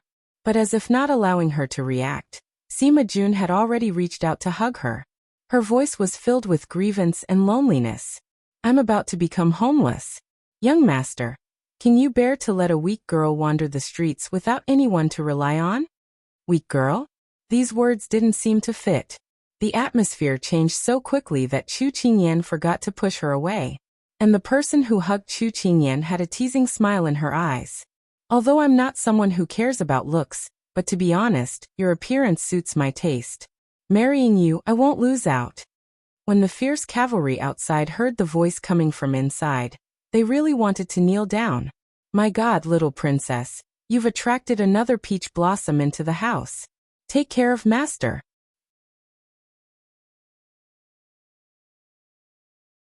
Chapter 777. Chu Qingyan took a deep breath as she placed her hands on Gu Ruoyun's shoulders and pushed her away. "Miss, please have some self-respect." When Sima Jun heard this, she really wanted to laugh, but she was afraid of angering her, so she suppressed it in her heart. She didn't hug her too tightly, so she took advantage of Chu Qingyan's strength and left to lean against the bed wall. However, she didn't stop wiping the corners of her eyes, looking heartbroken. Sima Jun knew that there should be a limit to her jokes, so she didn't say anything. It was the first time she said such words to someone, so Chu Qingyan also felt that it was inconceivable. They were clearly both women. Chu Qingyan looked at the person in front of her, and suddenly felt a sense of helplessness. Why didn't this person play her cards according to the rules? She gave her a shock the moment she appeared. Could it be that the big ice cube's information was wrong?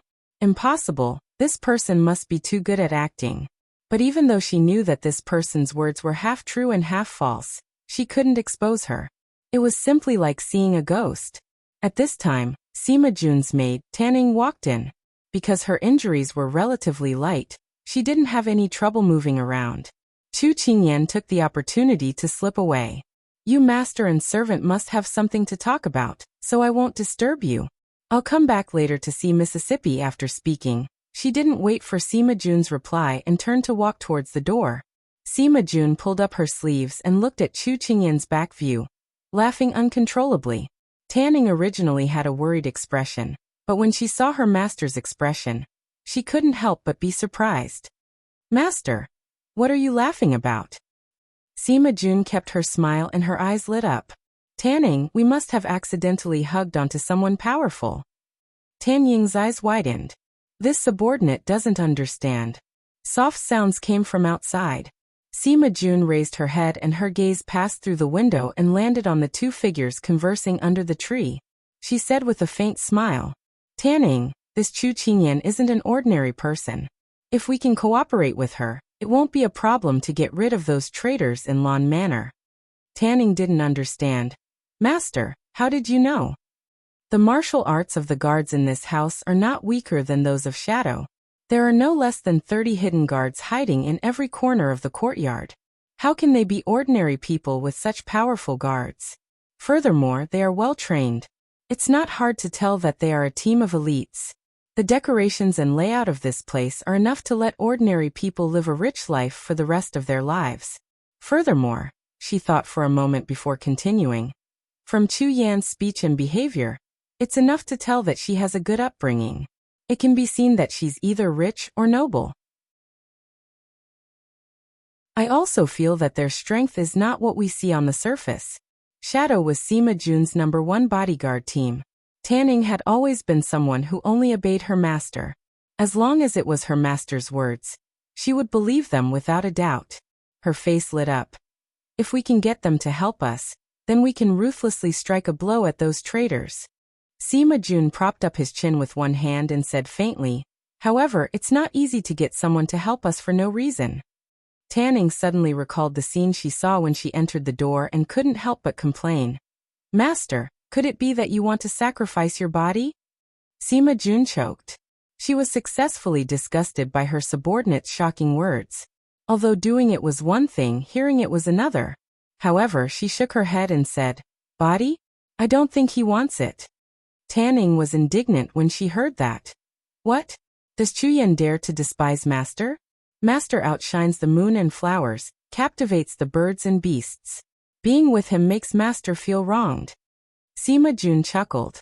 This little girl's face changed really quickly. Her gaze once again landed on Chu Qingyan outside the window. Thinking of the young girl's fragrance when she hugged her just now, she couldn't help but smile happily. She's not gay. Thinking about how Chu Qingyan's body had stiffened just now, he guessed that she must have been frightened by her shocking words.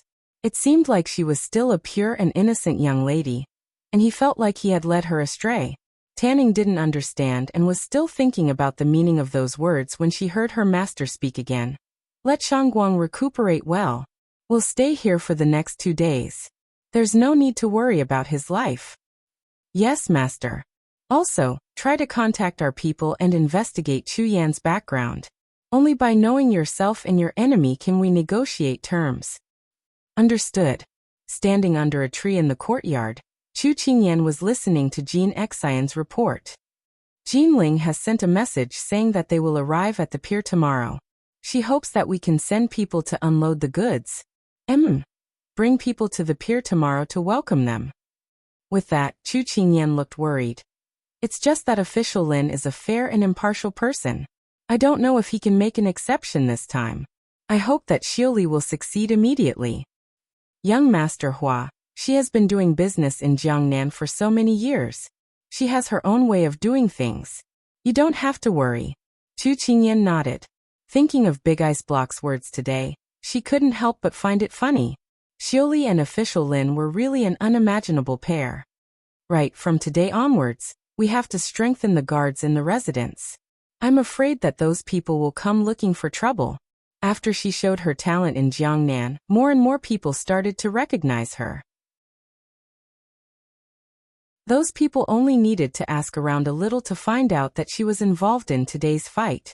For safety's sake, she had to make the necessary preparations. His Highness has already ordered Hualing and the others to increase patrols in the morning and evening, Jean Xian replied. Chu Qingyan smiled when she heard that. Big Ice Cube was indeed more thoughtful than her. Where is His Highness now? In the study. Chu Qingyan nodded and quickly walked towards the study. She wanted to discuss Sima Jun's matter with Big Ice Block. In the study, Turin respectfully handed over the secret letter. Xiao Su opened it and skimmed through it. A cold smile appeared in his inky eyes. Imperial Mother specially sent people over. Aren't you afraid that this prince will reject them? He casually threw the letter on the table and sneered. Turin replied. This time, Her Highness the Empress sent over the 2D daughters of the uncle of the Three Kingdoms. Because they set off from the Liang family, our people didn't pay much attention to them. However, they recently discovered that the carriage was heading towards Jiangnan and would arrive in 3 days. This immediately attracted the attention of the hidden guards, so they sent a letter to Water Spirit to investigate this matter. Who would have thought that they were coming for Master? After saying this, Turin couldn't help but lower his head. Her Highness the Empress had sent many women to Master in the past, but since Master was annoyed and left for the border last time, the Empress had restrained herself. He didn't think that she would use the same trick again today. The front lines are in an emergency. It's time for Imperial Father to put the Liang family in an important position, so she thought that it was time to pave the way for the Liang family. Xiao Su's tone was cold, and it was hard to tell whether he was happy or angry. Turin knew that Master's words weren't clear. As long as the fourth prince withdrew his troops, that would be the time for Master to be summoned to the battlefield. At that time, in order to appease Master's people, His Majesty would definitely promote the Liang family. Turin suddenly felt that the weather was a bit cold.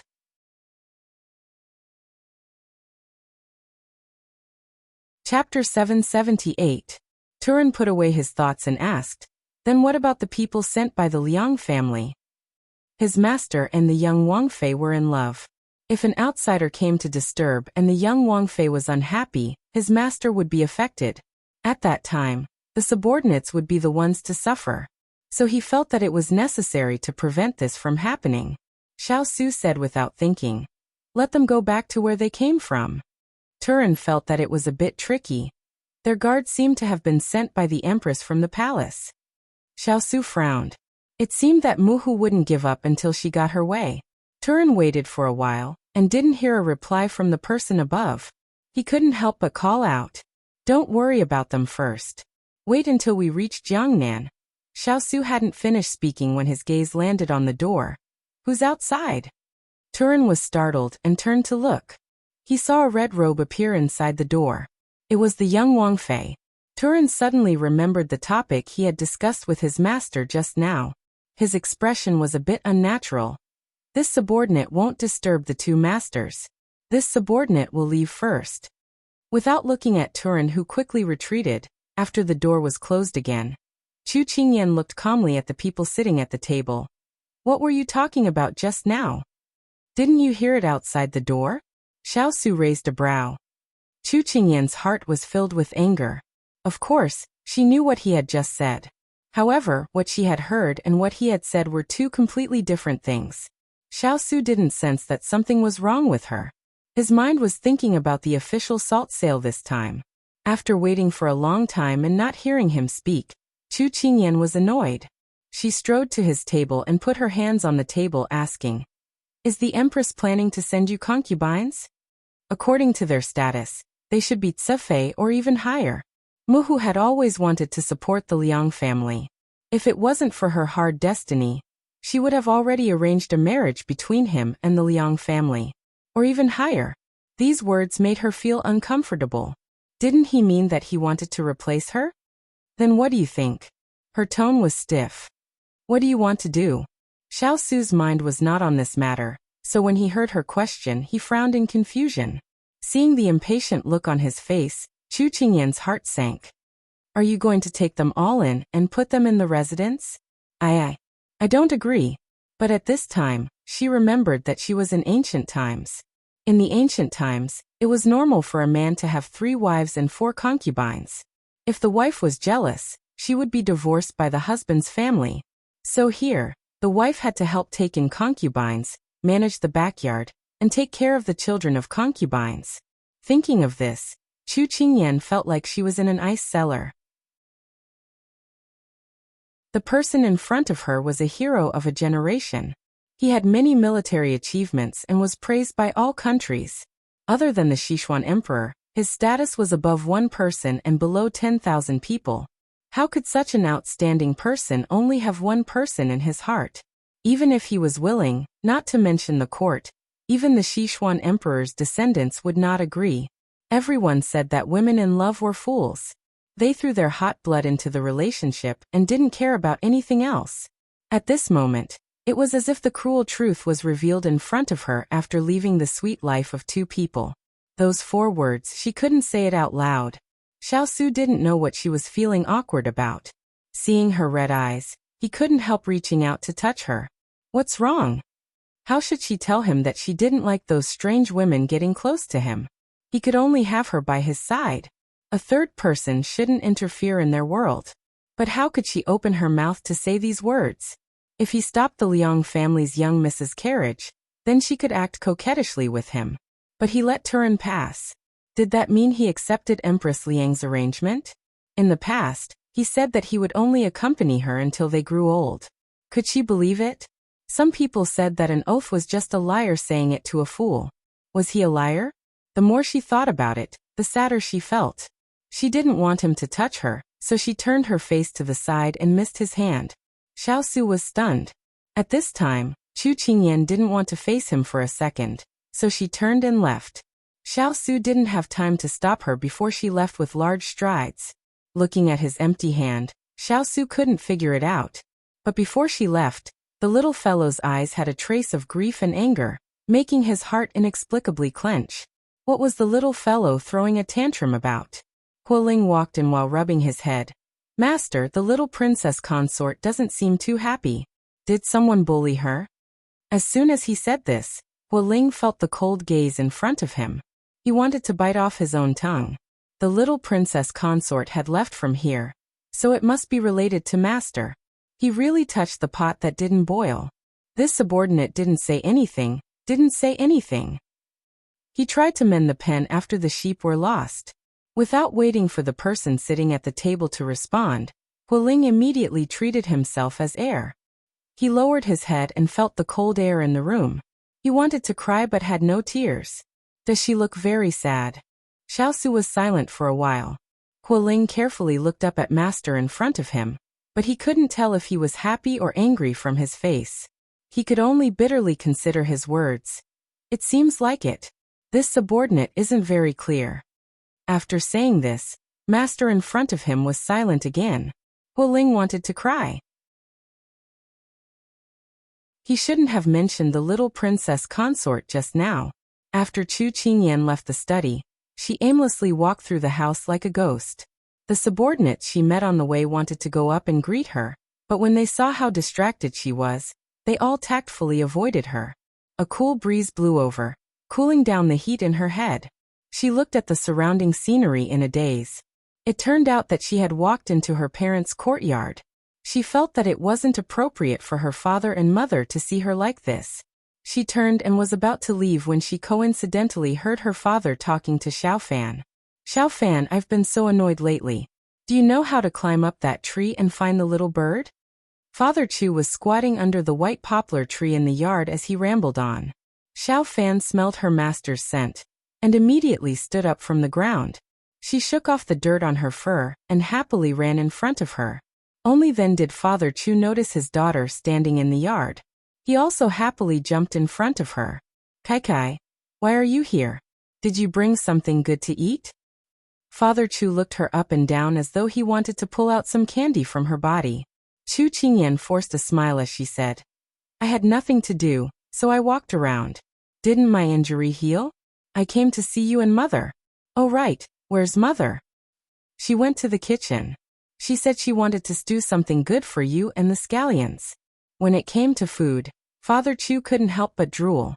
When Chu Qingyan heard this, she felt sad inside. Her father and mother liked the big ice cube so much, but would the big ice cube still take care of them in the future? After love waned. Would he still love the house and its crow? When a person started to deny themselves, they would then deny everything.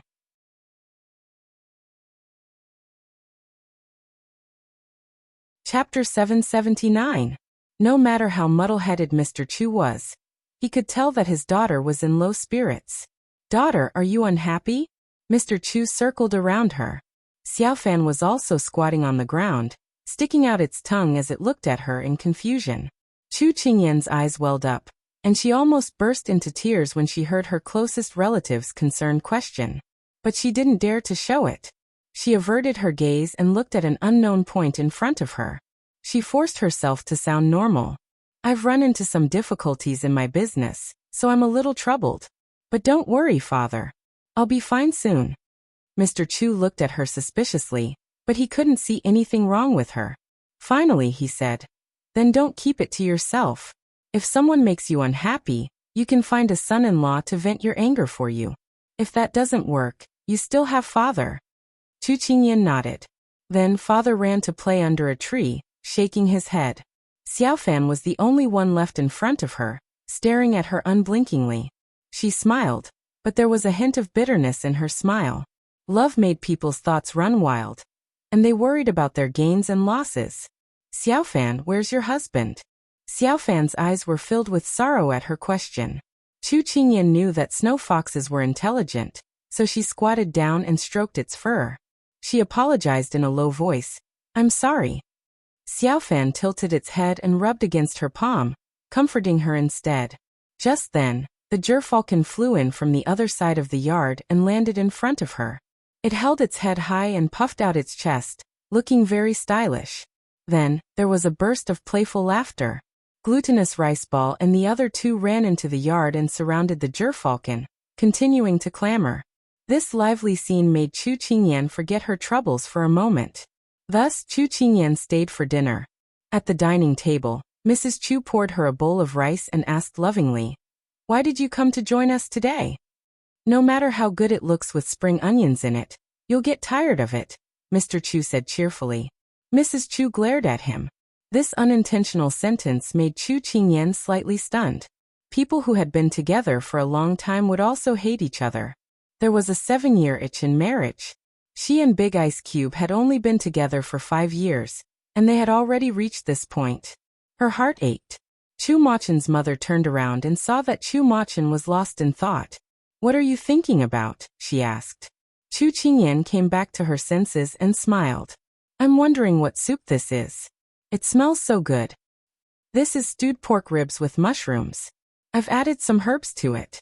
It can be used to nourish muscles and bones," Mrs. Chu said with a smile. "It was supposed to be stewed for you and His Highness, but the servants said that you were here, so they divided it into 2 bowls.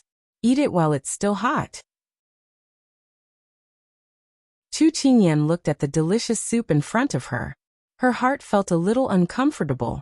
She was afraid that it would take half a day to cook this soup. She was reluctant to drink it, but her mother was in front of her. She could only drink it 1 mouthful at a time. "Mother, you don't have to work so hard to cook this for us. Just leave it to the servants." Her heart ached. "What are you saying? How can these things be more reliable than doing it yourself? You and His Highness are still young. You can't lack nutrition." Mrs. Chu shook her head disapprovingly. Chu Qingyan knew that she couldn't persuade her mother, so she could only bury her head and eat. In the main courtyard, Xiao Su was sitting behind the dining table. At this time, Hualing walked in with his head lowered.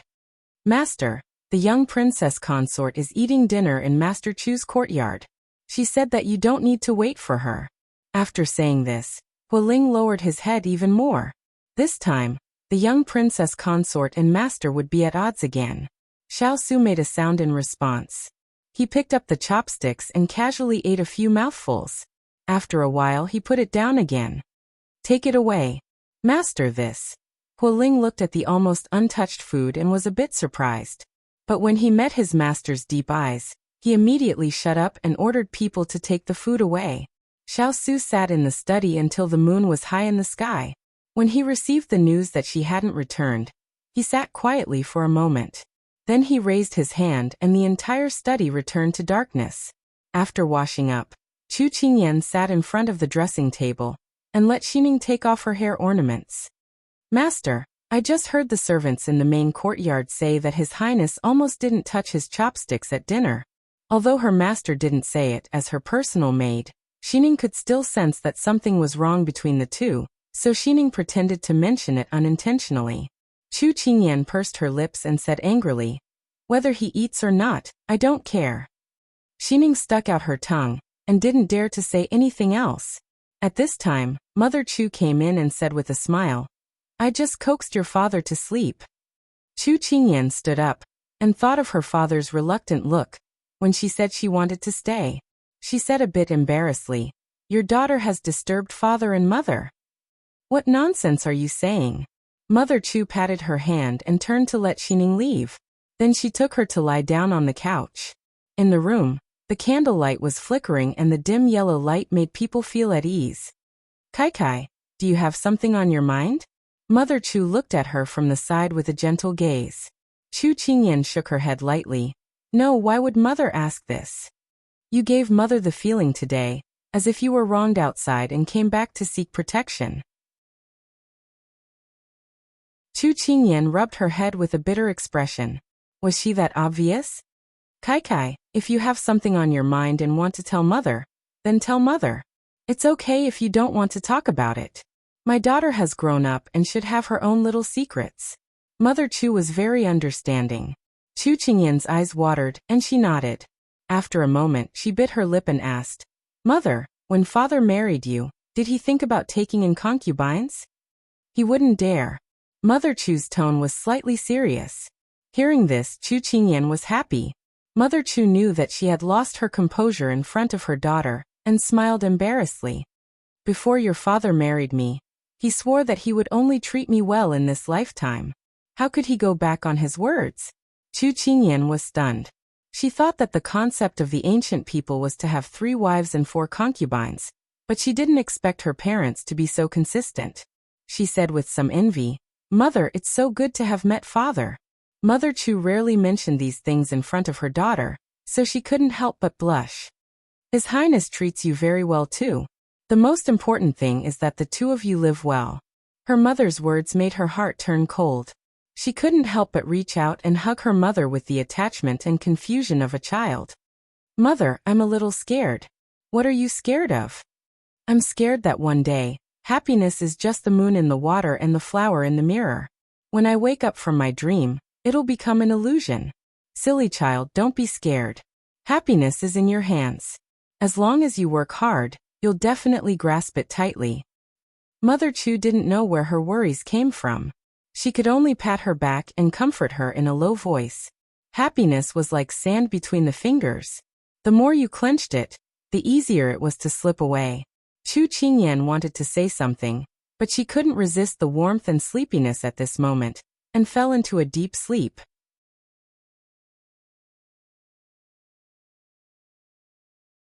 Chapter 780. Master, we haven't been able to contact our men. In the morning, Tanning stood in front of the dressing table and helped her master comb her hair. Sima Jun stroked the hair in front of her chest and looked at herself in the mirror. Her expression was calm. "I'm afraid the other party is forcing them too much. They don't dare to show themselves easily." "Master, do you know who's behind this?" Tanning asked. She shook her head. "There's no need to guess. Who else could it be other than Xingming? But wasn't Xingming punished by you to go to Jiang to repent?" Tanning exclaimed. Sima Jun chuckled, but there was no smile in her eyes.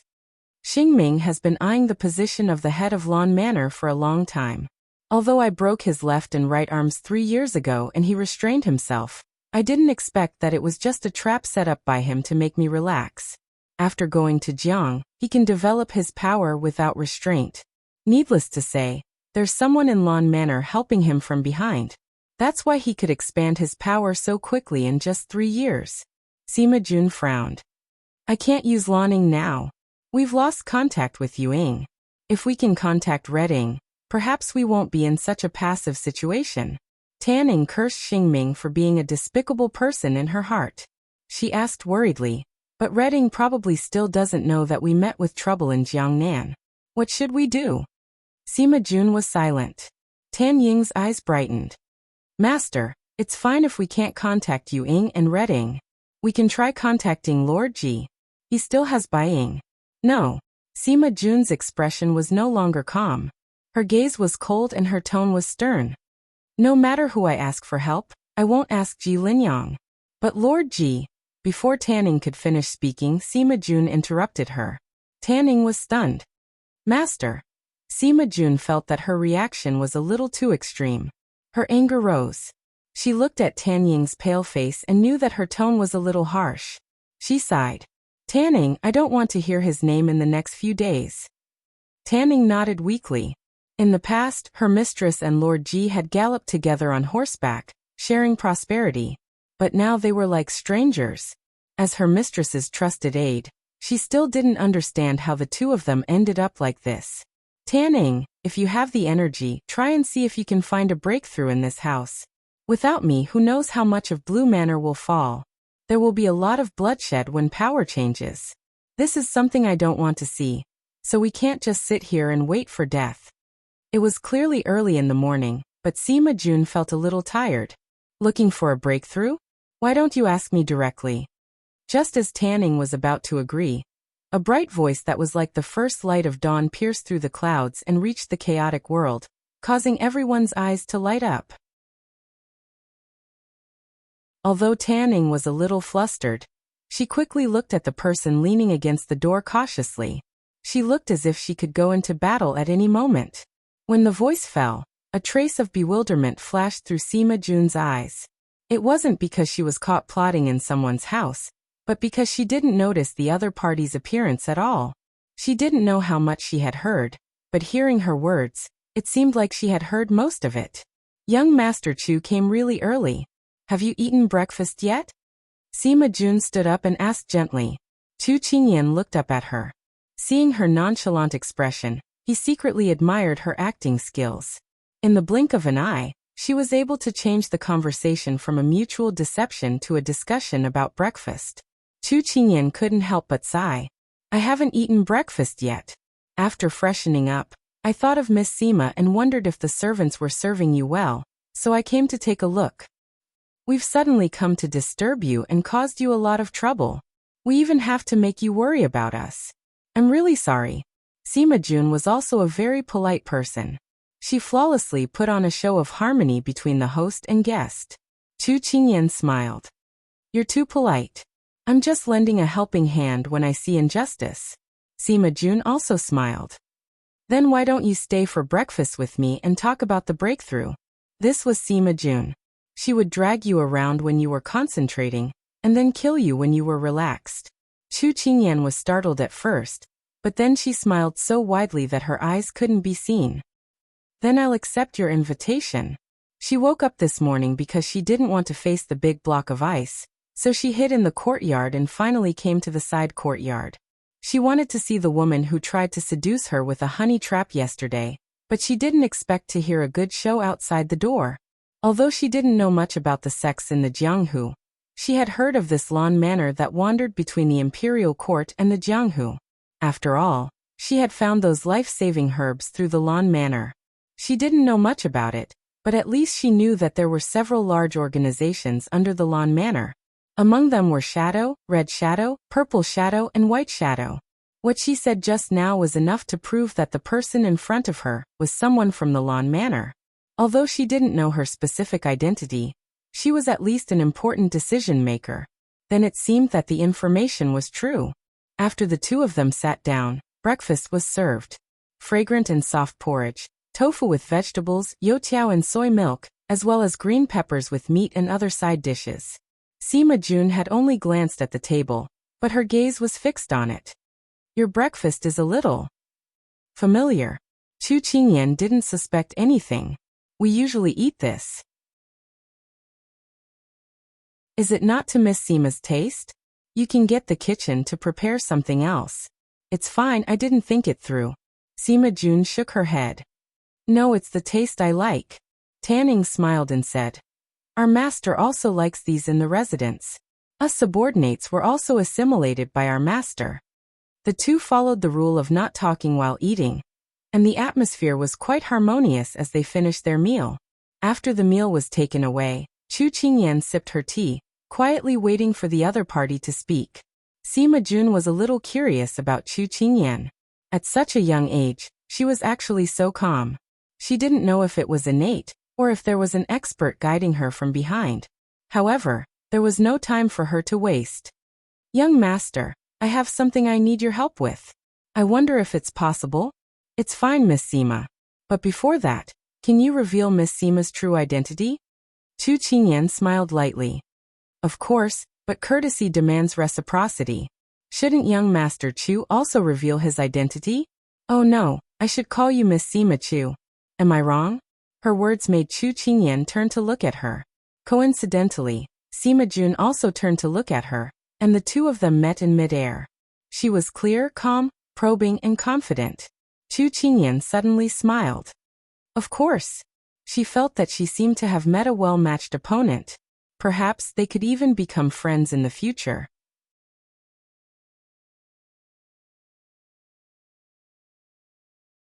Chapter 781. When Sima Jun heard her agree so readily, a smile appeared in her eyes. She knew that the person in front of her was a man of his word. He wasn't playing Tai Chi with her. Sima Jun, founder of Lan Manor. Although Chu Qingyan was already mentally prepared, when she heard the truth, she couldn't help but tremble. "Lan Manor? It actually came from a young woman like you. It's really unbelievable." Everything that had happened in Lan Manor was still vivid in Chu Qingyan's memory. Sima Jun shook her head and smiled. "At that time, I just wanted to play around, but I didn't want to play too big. In the end, I just did it. Anyway, it's already been established. The things that I want to do can only develop in the right direction, so you know." If such shameless boasting came from someone else's mouth, Chu Qingyan might have snorted disdainfully, but the person in front of her could only make her sigh in admiration. Sima Jun looked like she was only 18 or 19 years old. Then when she founded Lan Manor, she was only a little over 10 years old. It was too scary. The people of this era couldn't be described as normal. "I thought that in the eyes of the world, Lan Manor was just a small organization. Perhaps they didn't know. I wanted to explain it to you, but looking at you, you should have heard of it. That saves me the trouble of talking."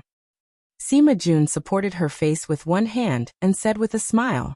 Chu Qingyan could not help but roll her eyes. Lan Zhuang's name alone was enough to scare the White Dao, all right? Ordinary people didn't know about it, so it was normal that they didn't know. But to the officialdom in Jianghu, this was equivalent to the leader of the gray area. It seemed to be involved in everything, but also seemed to be involved in nothing. Moreover, it had a way of accumulating wealth. It was elusive, and many political bosses who coveted it couldn't do anything about it. This was also the reason why Chu Qingyan admired her. When she heard Sima Jun's words, she really wanted to say, "I don't mind you talking about Lan Manor. I seem to know about it. It's your turn." Sima Jun raised his chin. "You look like a commoner, but you have a secret guard that many high-ranking officials and wealthy businessmen can only dream of. Tell me, which noble family are you from?" Chu Qingyan felt that she had overestimated her. She rubbed her nose and smiled. "Our Chu family is just a small rundown family. My father has no official position, no wealth, and no power. My mother is also not the daughter of a high-ranking official. Oh, if you really want to talk about it, my father used to be a general in the Sichuan kingdom, but that was 15 years ago." Ah, Sima Jun was obviously stunned by her words. "Then which sect are you from?" "I don't belong to any sect." "That's not right. Where did he learn from? Are you a hermit expert?" "Neither." Sima Jun was stunned. Could it be that her information was wrong? Was she just a lucky girl? Then you wouldn't have gotten your martial arts skills for no reason, would you? Did your secret guards also fall from the sky? She still couldn't believe it. Chu Qingyan was amused. Then, she thought of something and her expression became a little gloomy. "That's because I hooked up with a powerful and wealthy fiancé." Sima Jun looked like she suddenly realized something. Then she said a little embarrassedly, "It's fine, it's fine. It doesn't matter even if his family background is ordinary. Didn't I say that it's better to marry well than to be born well?" You have so many secret guards by your side. It's obvious that your fiancé treats you well. This is enough to kill many people." Chu Qingyan smiled a little reluctantly. If she had heard these words a few days ago, she might have been very happy. But now, she felt very uncomfortable in her heart. Once you fell in love with someone, no matter how magnanimous a woman was, she would become greedy. She would want the other party to only have her in his eyes and in his heart. But in the modern era where one husband and one wife were single, even men couldn't do it. How could a man in ancient times who had 3 wives and 4 concubines be able to treat one person wholeheartedly? Sima Jun was able to pull Lan Manor from a small organization to the fearsome underground tyrant at a young age. It was all because of her keen eyesight, her ability to read people's minds, and her ability to observe people's expressions. At this time, when she saw Chu Qingyan's absent-minded look, she knew that she had said something wrong. She thought for a moment, then said, "Then your fiancé is?" "Sichuan Kingdom's King of England, Xiao." Chu Qingyan also restrained her emotions at this time and said calmly. Sima Jun's eyes lit up. "So you're Chu Qingyan? The King of England's little princess consort?" Chu Qingyan was very surprised that she could directly call out her name. But then she thought about it. Lan Manor's intelligence network was spread all over the country. What's more, Big Ice Cube's status was not low. It was normal for this matter to be known. At this time, Sima Jun's emotions were surging. She didn't expect to casually pick up such a powerful thigh on the road. What was Xiaosu's background? Everyone knew about him. Even Sima Jun, who didn't participate in the imperial court, had heard of him. Especially the fierce cavalry under his command. That was a special force. If she could cooperate with Chu Qingyan, then there was hope for her to return to Lan Manor. "Okay, I'm going to do this business." Chu Qingyan wanted to roll her eyes at Sima Jun's sudden words. How could this kind of thing be decided so unilaterally? "Master Sima, aren't you a little too hasty?" She just said her family's name. But Chu Qingyan didn't know that for Sima Jun, this family's name was enough. "Ahem, little Qingyan, what I said just now was a little too hasty." "Then let me be more serious." Sima Jun stretched out her right hand and smiled seriously. "I, Sima Jun, as the master of the manor, propose to cooperate with you. If you can help me return to Lan Manor and severely punish the traitor, then if you need Lan Manor in the future, I, Sima Jun, will not refuse." After saying that, Sima Jun smiled from the tip of her eyebrows. She was both charming and immortal.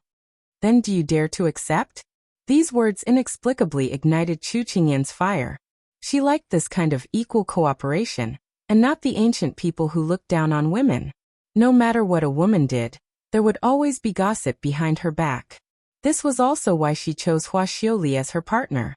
It was only because she admired such a woman who was not afraid of the world. She didn't expect to meet such a Sima Jun today. She was the type she yearned for. The answer was no surprise. Chu Qingyan also stretched out her right hand. When the two shook hands, both of them smiled. Chu Qingyan realized that this action seemed to be something that only existed in the modern era. It represented acquaintance, cooperation, and farewell. But soon, this thought flashed through her mind and disappeared. Sima Jun was not a wishy-washy person. When the two of them confirmed their cooperation, Sima Jun concisely explained the current situation to Chu Qingyan. Thus, the two of them began to discuss countermeasures. Chu Qingyan didn't know, because this decision would soon bring her a great surprise. At the same time, the Liang family's carriage arrived in Jiangnan.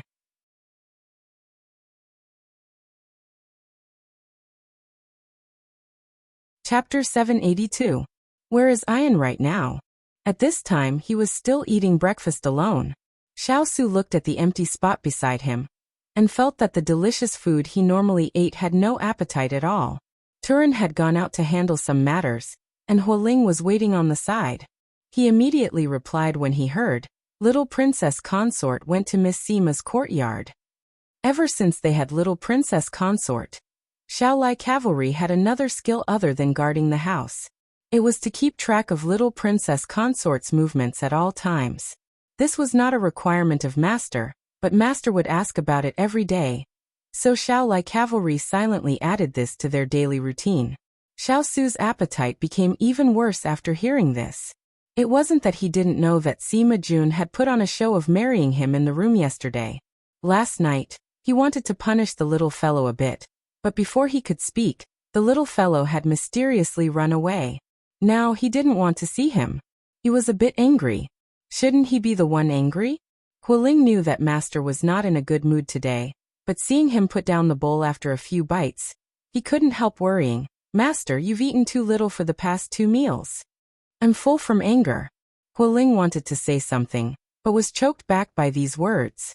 It was rare to see Master reveal his emotions like this, so he didn't know what to say for a while. Hualing felt that ever since Master had a little princess consort by his side 5 years ago, he had walked down from the altar and was tainted with the scent of the mortal world. But even if he was angry with little princess consort, he shouldn't go on a hunger strike. Wasn't this a little too much? It didn't match the mighty Master in his impression at all. But Hualing only dared to curse in his heart. Xiao Su didn't even look at the food as he had people take it away. He turned and went to the study. He needed to calm down right now. When Chu Qingyan and Sima Jun finished talking, a feeling of regret that they hadn't met earlier lingered in his heart. This feeling didn't just come from the tacit understanding they had. It also came from the fact that they could think of the same plan. I have 20 to 30 people with me. Basically, I can send them out to cover your return. Chu Qingyan did not even blink as she handed over all the people she had on hand. If you give me all the people around you, who will protect you? Don't tell me you don't intend to ask your fiancé for help? Although Sima Jun was very happy with Chu Qingyan's loyalty, he was somewhat puzzled. Chu Qingyan raised her eyebrows. Didn't you just want someone to protect you from those minions? It's troublesome to have too many people.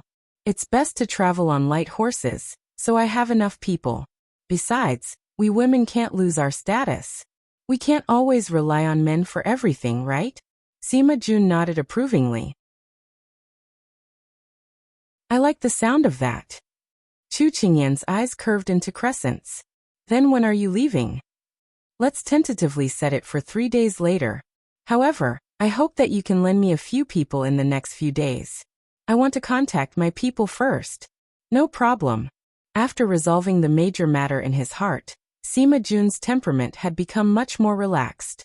He did not even hold back when speaking and became much more intimate with Chu Qingyan. Everything that happened here was not hidden from Xiao Su. He snorted heavily. It seemed that he had picked up another rotten peach blossom. One after another came, but he could not chase them away. The previous one was like that, and this one was also like that. However, Xiao Su did not know that his 2 rotten peach blossoms were about to enter his door. May I ask how to get to the Chu residence? 3 very unobtrusive carriages appeared on the streets of Jiangnan. The coachman on the carriage was asking the passers-by. Which Chu family are you asking about? The passers-by asked. Chu Yan. He's a businessman. The coachman immediately replied. Oh, that handsome young man you're talking about. I know. Follow this road to the end, and then turn right to the 3rd house. There are guards at the door, and it's different from other houses. In any case, you'll know when you get there. The passers-by was in a hurry to get there. After saying that, he waved his hand and left. The coachman returned to the carriage and explained the location to the people in the carriage. Then, he drove the carriage in the direction the passers-by had pointed out. In the spacious carriage sat 2 beautiful girls. They were about the same age, and their beautiful faces were somewhat similar. It was not difficult to tell that they were a pair of beautiful sisters. It's so strange. Why did eldest cousin use the Chu residence and not the Xiao residence? The passers-by's voice was not soft. Everyone in the carriage heard him. The impatient Liang Danbing could not help but ask her sister sitting beside her. The butterfly hairpins tassels on her head swayed because of her movements, as if they were about to fly up. It made her seem playful and lively. Only the imperial family can use the surname Xiao in this world. Eldest cousin came to Jiangnan in private. It's not good to make a big fuss about it. Otherwise it will attract attention. Liang Danjing was like her name. She was as quiet as water, and had an otherworldly temperament. At a glance, one could tell that she came from a noble family. Her appearance was gentle and generous. However, when she spoke, her eyes were cold. In fact, it was not important to use the surname of the residence. However, that person was eldest cousin. The person who was rumored to not be blasphemed by anyone actually used Chu Qingyan's surname. This represented the position this person held in eldest cousin's heart. However, using the surname Chu is also surprising. Liang Dambing looked simple. But how could someone who lived in the inner courtyard of a large residence and in the circle of rich and famous people be like a blank piece of paper? Younger sister, what do you want to say? Liang Danjing looked at her with a trace of doubt in her eyes. Liang Dambing curled her lips slightly and her expression was somewhat cold. Chu Qingyan is only born in a poor family. What right does she have to sit in the position of the King of England's consort? Eldest cousin can treat her differently only because no other woman has appeared by his side. Look at her arrogance. When the time comes, I will definitely trample her into the mud. This did not seem like something a noble family's daughter should say. Liang Danjing disagreed and said, "Younger sister, be careful with your words."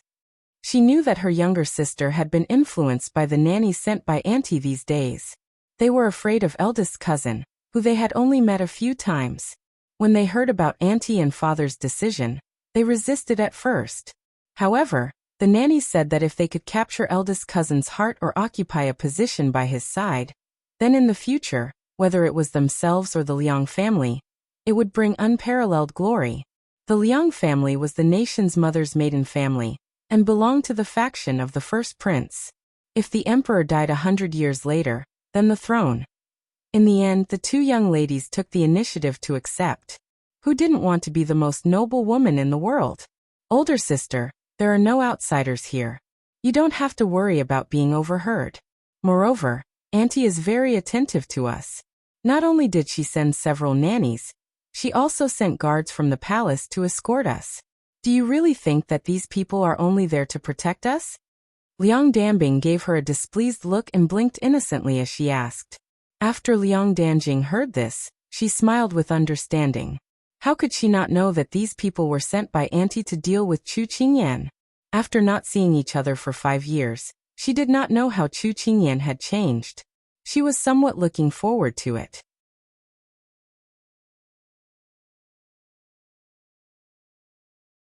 Chapter 783.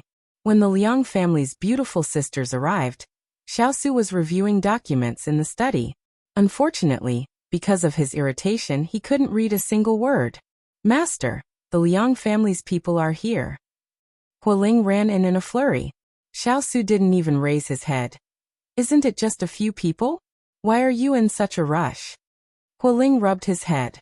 Wasn't he just worried about Master? Then Master, they're already in the guest hall. Do you want to see them? Even though he didn't like the Liang family, especially this kind of person who dared to ruin the relationship between Master and the little princess, he didn't like them from the bottom of his heart. However, out of courtesy, he felt that Master should go through the motions. "Hualing, whose fu is this?" Xiao didn't reply and asked a question instead. Hualing didn't understand. "The Chu Fu in name, it's the little princess." When he said this, Hualing didn't continue because he had an epiphany.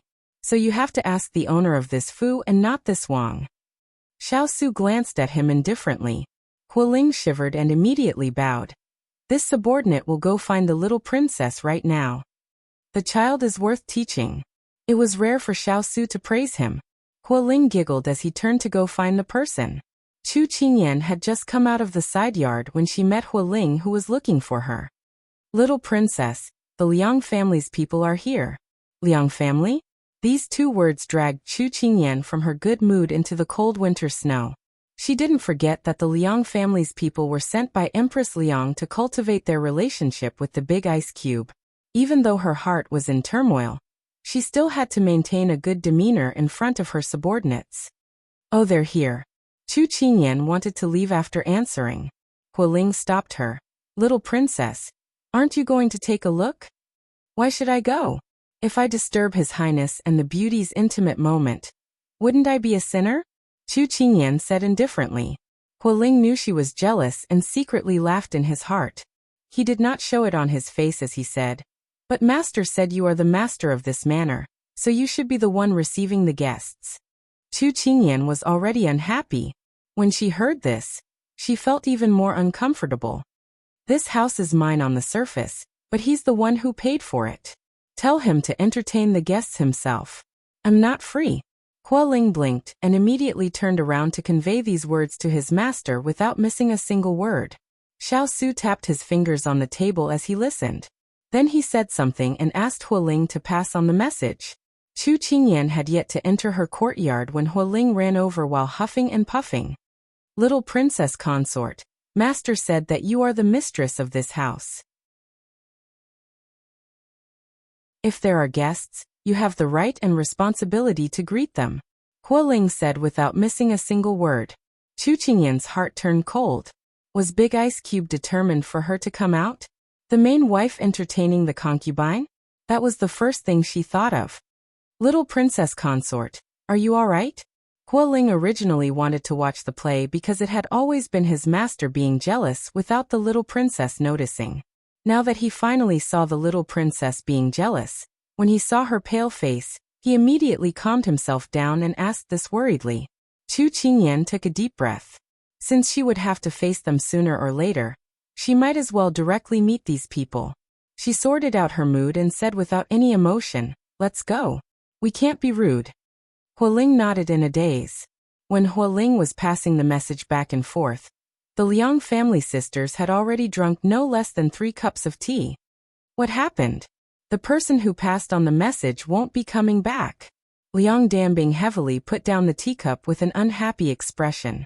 Although Liang Danjing did not say anything, her face was clearly not good. After all, she had been ruthlessly attacked by others, so no one would feel good. His Highness might be busy. Mama Hong comforted her from the side. Liang Danbing immediately said with a smile. Mama Hong, Danbing also knows that His Highness is busy, but Big Sister Chu is also the mistress of this place. No matter how busy she is, she still hasn't come out. This is a bit unreasonable. Even if us sisters are of the same generation as her, we shouldn't lose face for the Liang family. Second young miss is right. This 9th young Miss Chu is too rude. However, the Empress sent this old servant over this time for a mission, which is to teach 9th young Miss Chu court etiquette. When the time comes, this old servant will properly teach her. Mama Zheng's eyes were strict.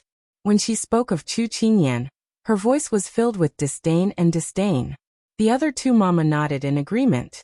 The Liang family sisters looked at each other and saw the smiles in each other's eyes. The conversation inside, not a single word fell into Chu Qingyan's ears. Because she was a martial artist, her footsteps were light, so the people inside did not notice her. Chu Qingyan secretly thought. It seemed like these people were hot potatoes. Not only the Liang family sisters, there were also the mama from the palace. This was simply a disaster for her. She deliberately slowed down her footsteps. When the people inside heard this, they no longer spoke. She curled her lips into a graceful smile.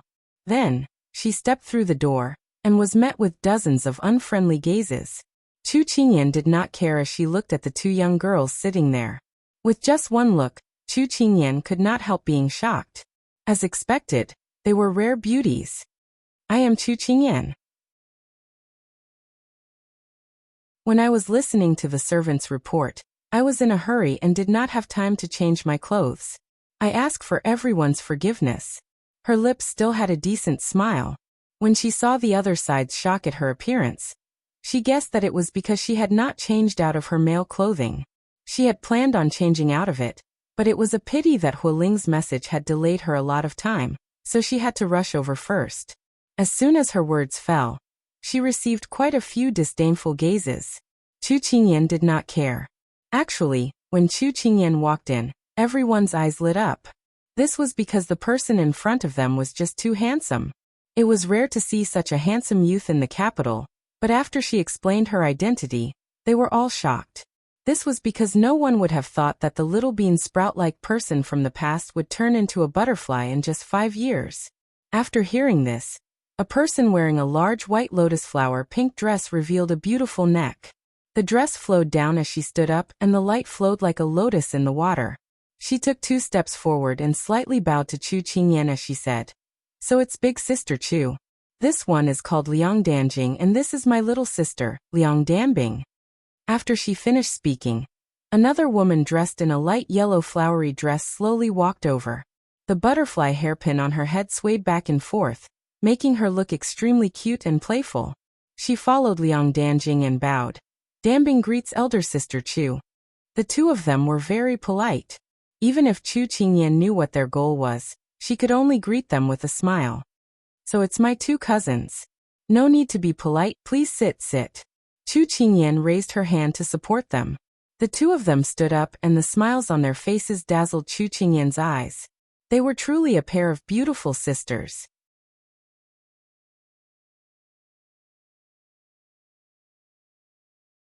Chapter 784. Chu Qingyan called for them to sit down. Just as they sat down, a sharp voice sounded. "Ninth young Miss Chu, these old servants were sent to Jiangnan by Her Highness the Empress." Nanny Hong stood out and slightly bowed as she spoke with a mocking expression. As soon as she finished speaking, the other 2 nannies also came forward and bowed as they introduced themselves. Chu Qingyan smiled as she looked at the 3 palace nannies standing in front of her. One look and she knew that they were not easy to get along with. She had already seen them earlier, but she automatically ignored them because of their high and mighty faces. Empress Liang didn't like her, but she endured this anger because she was the mother of the big ice cube. However, it didn't mean that these people could also step on her head. She seemed to have just learned of their identities and said with a bit of surprise, "Nannies, please rise. You are all old servants of Her Highness. Is it too much for Qingyan to be so courteous?" Nanny Hong said that although Chu Qingyan and Xiao Su hadn't officially married, their status was there. They should kneel and pay their respects.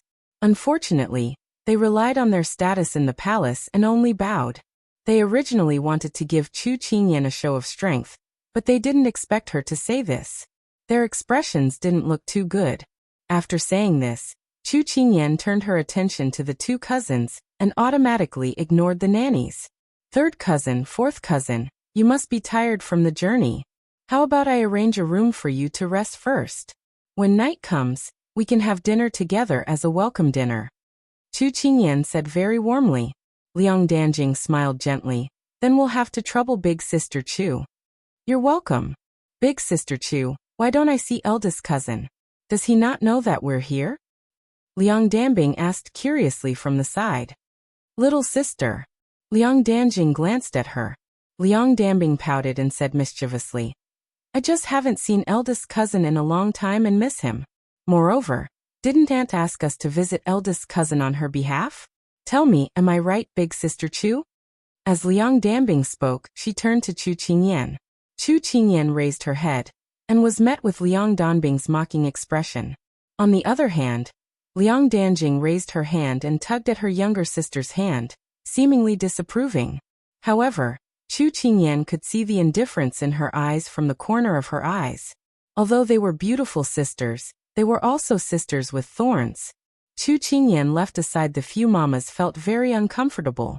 In the palace, which one of them wasn't the object of flattery? Here, Chu Qingyan didn't serve them well, and even let them stand. This was simply too much. At this time, Liang Danbing threw out a tactful rebuke, and the few nannies also had a good reason to attack. "Ninth Miss Chu, the 2 cousins have come to Jiangnan from afar. You'd better inform them. If His Highness asks about it, you won't be able to explain it, right?" Mammy Zheng said first. Nanny Hong added, "Although 9th young Miss Chu is the princess consort of Ying appointed by the retired emperor himself, she is not the princess consort of Ying yet. It's better if you don't make decisions on your own regarding Miss Gu." Granny Li, who was standing at the side, also stood up and sized Chu Qingyan up. Her eyes were filled with disdain as she said, "Ninth young Mistress Chu, you are also a lady from a respectable family. No matter what, you should not be dressed as a man in public. What's more, you are greeting guests." Chu Qingyan felt that these people's chatter was really annoying. They didn't even give her a chance to speak. Sure enough, 3 women could make a play. They didn't need the protagonist, but they could still sing. What's more, there were more than 3 people here. Ever since the Liang clan's beautiful sisters brought up the topic, they did not speak again. They were classic examples of watching from the sidelines. Chu Qingyan laughed in her heart. They were probably waiting to see how she would react so that they could take action against her in the future. After the few of them had finished their act, Chu Qingyan finally spoke up leisurely. Just now, the guard first informed His Highness, but His Highness is busy with official business. You know, His Highness is a typical workaholic. Everything must be solved on the same day when it comes to him. So he asked me to come out and greet you. If I don't treat you well, you can mention it to His Highness. I believe His Highness's hospitality will be more satisfactory. After he finished speaking, the faces of the people in the hall turned pale. They just wanted to find fault with Chu Qingyan and embarrass her. They didn't expect that she would mention His Highness and ask His Highness to greet them. At that time, several ministers wanted to please His Royal Highness who returned from a victory. They brought a lot of congratulatory gifts, but they were all thrown out of the mansion by the guard. So, they wanted His Royal Highness to entertain them. Did they want to die? Seeing that they were silent, Chu Qingyan picked up the teacup on the table, tapped the lid of the teacup, and smiled gently. Then her eyes fell on Mama Hong. Although His Highness and I are not married, the retired emperor's words are like gold and jade. His Majesty personally wrote the edict to be the concubine of the King of England. There are no other women in the inner yard. As the hostess, it seems reasonable for me to come out and greet you. Mama Hong knew that she had made a mistake just now, and she looked embarrassed. Chu Qingyan chuckled and turned to Nanny Li. This is not the inner courtyard, and it is not considered rude to the ladies. Furthermore, His Highness has never objected to my attire. Nanny, aren't you being too nosy? She meant that His Highness didn't care. Did she want to overshadow His Highness? She was offending her superiors. Mama Li knew that what she did was wrong and violated the precepts for women, but she didn't know how to refute. She could only suffer in silence. Chu Qingyan didn't look at their reactions. She bowed her head and tasted the tea. There was a faint cold light in her eyes. She dared to play tricks in front of me. She was tired of living. Liang Danjing saw that even the arrogant mamas were rendered speechless by Chu Qingyan. She couldn't help but take this lowly girl seriously. She couldn't help but admit that she felt that this person would be a hindrance to them, a huge hindrance. However, since they were already in Jiangnan, she would be the Minister of Defense in the future. Liang Danbing's gaze landed on Chu Qingyan and the other nannies, and she smiled coldly. Then she said childishly, "Since big cousin is busy with work, let's not disturb him. Anyway, we will be able to see him during dinner tonight. Then we will pass on Aunt's concern to him then. We have been here for a few months already, and there is no need to rush." As soon as these words came out, several mamas also echoed a few words. Chu Qingyan looked at Liang Danbing, who was smiling brightly, and couldn't help but smile. Her words had incited everyone to attack Chu Qingyan. Of course, it was also because the old servants wanted to use this as a pretext to make a fuss. Chu Qingyan's words were also used as a pretext. She was indeed from the Liang family. She didn't know whether she was really lively and cheerful, or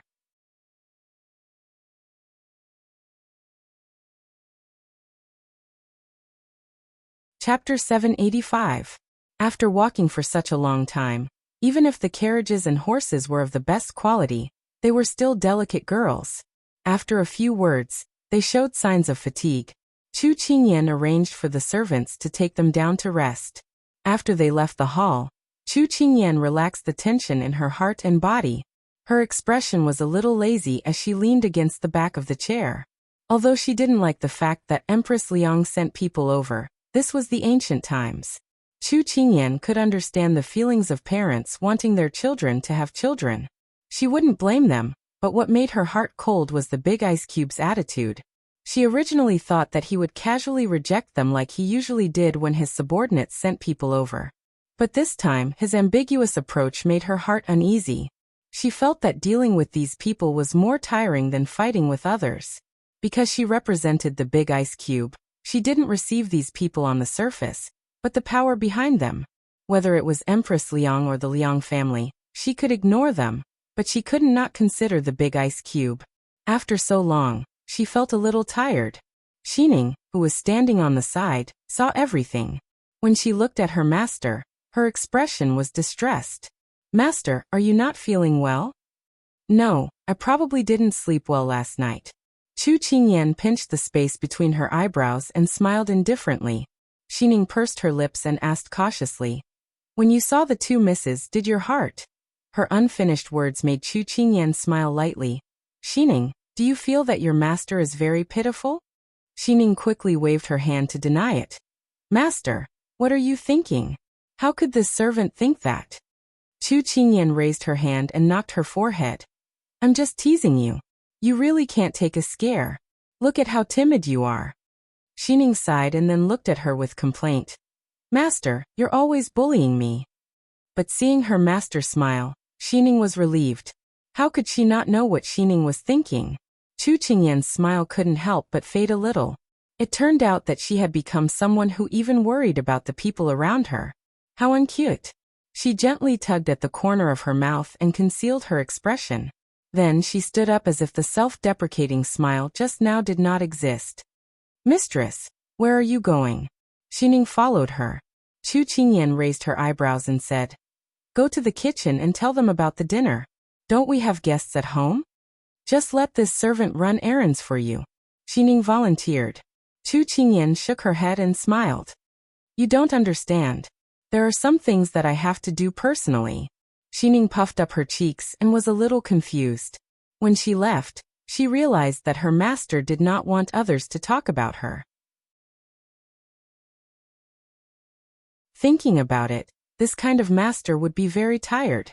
There were already enough business matters for her master to worry about. She really hoped that the two cousins would quickly go back. Chu Qingyan had just left when she saw Hualing waiting at the door. She raised her eyebrows. "His Highness sent you over?" But the two cousins have already gone to rest, and are living in the west wing of the side courtyard. After she finished speaking, Chu Qingyan felt as though she was suffocating in her chest. Hualing smiled and shook his head. "Little princess, this subordinate is looking for you. Master wants you to go to the study after you're done entertaining the guests." That sigh of relief was suddenly released. Chu Qingyan felt that she was making a big fuss over a minor issue, but when she thought of the two delicate cousins, her heart felt a little sour. Did he say what it was about? Master did not say anything about this. Understood. I'm going to the kitchen first and will be there in a bit. Chu Qingyan nodded. Hualing did not immediately leave and pretended to casually say, Master has been eating so little these past few meals. I don't know if it's because the food in the kitchen is not to your liking or something else." Chu Qingyan's footsteps paused before she calmly continued walking. Hualing snickered and then happily walked back while whistling. When they arrived at the kitchen maids immediately stopped what they were doing and respectfully bowed to Chu Qingyan. Everyone had a sincere smile on their faces. These kitchen maids were all recruited by Chu Qingyan from the local area. She did not have the arrogant attitude of a rich family, and she was very understanding and approachable. Thus, all the servants in the residence liked her very much. Chu Qingyan waved her hand to let them go back to work. Then she said a few words to Manager Qin, especially the food for the two cousins and tonight's banquet. Manager Qin was a woman around 30 years old, so she agreed to everything after hearing it. When Chu Qingyan had her prepare the ingredients, Manager Chen said with a smile, "The eldest young master hasn't touched his breakfast yet. Is it not to his liking?" These words were similar to what Hualing had said before. Chu Qingyan couldn't help feeling annoyed. Why were the two of them speaking the same way? He wasn't a little child. If he didn't eat, then he wouldn't eat. If he was hungry, then wouldn't he eat? But from the smile in Manager Chen's eyes, it was clear that the young couple was at odds with each other. Chu Qingyan felt that it was too dazzling. She couldn't blame Manager Chen for thinking this because in this palace, the eldest young master was cold to everyone. Only this master in front of her was not normal. The two of them were like jade, and they looked very pleasing to the eye when they stood together. It was also because Chu Qingyan did not put on any airs that Manager Chen dared to ask.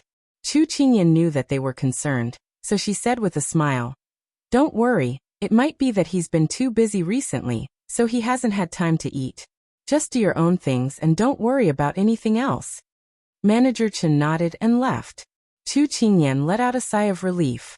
She wanted to turn and leave the kitchen, but her ears were filled with Big Ice Cube's words about how little he ate. She shook her head and then stopped in her tracks. Is there something else Master needs? Xining poked her head out from behind her and asked in a confused voice. Is there red and green beans in the kitchen? Although the kitchen maids were confused by her master's sudden question, they still nodded. There are peanuts and other things. Does master want to make 8 treasure kanji? Chu Qingyan nodded. Is it for His Highness? Manager Chen walked out at this time while wiping her hands. She had a smile on her face. Chu Qingyan gave a light cough. I'm hungry. This servant understands. Manager Chen agreed with a smile, then said to the kitchen maids behind her. Prepare 2 portions. Quickly go wash the rice and cook the kanji. Don't let our masters starve.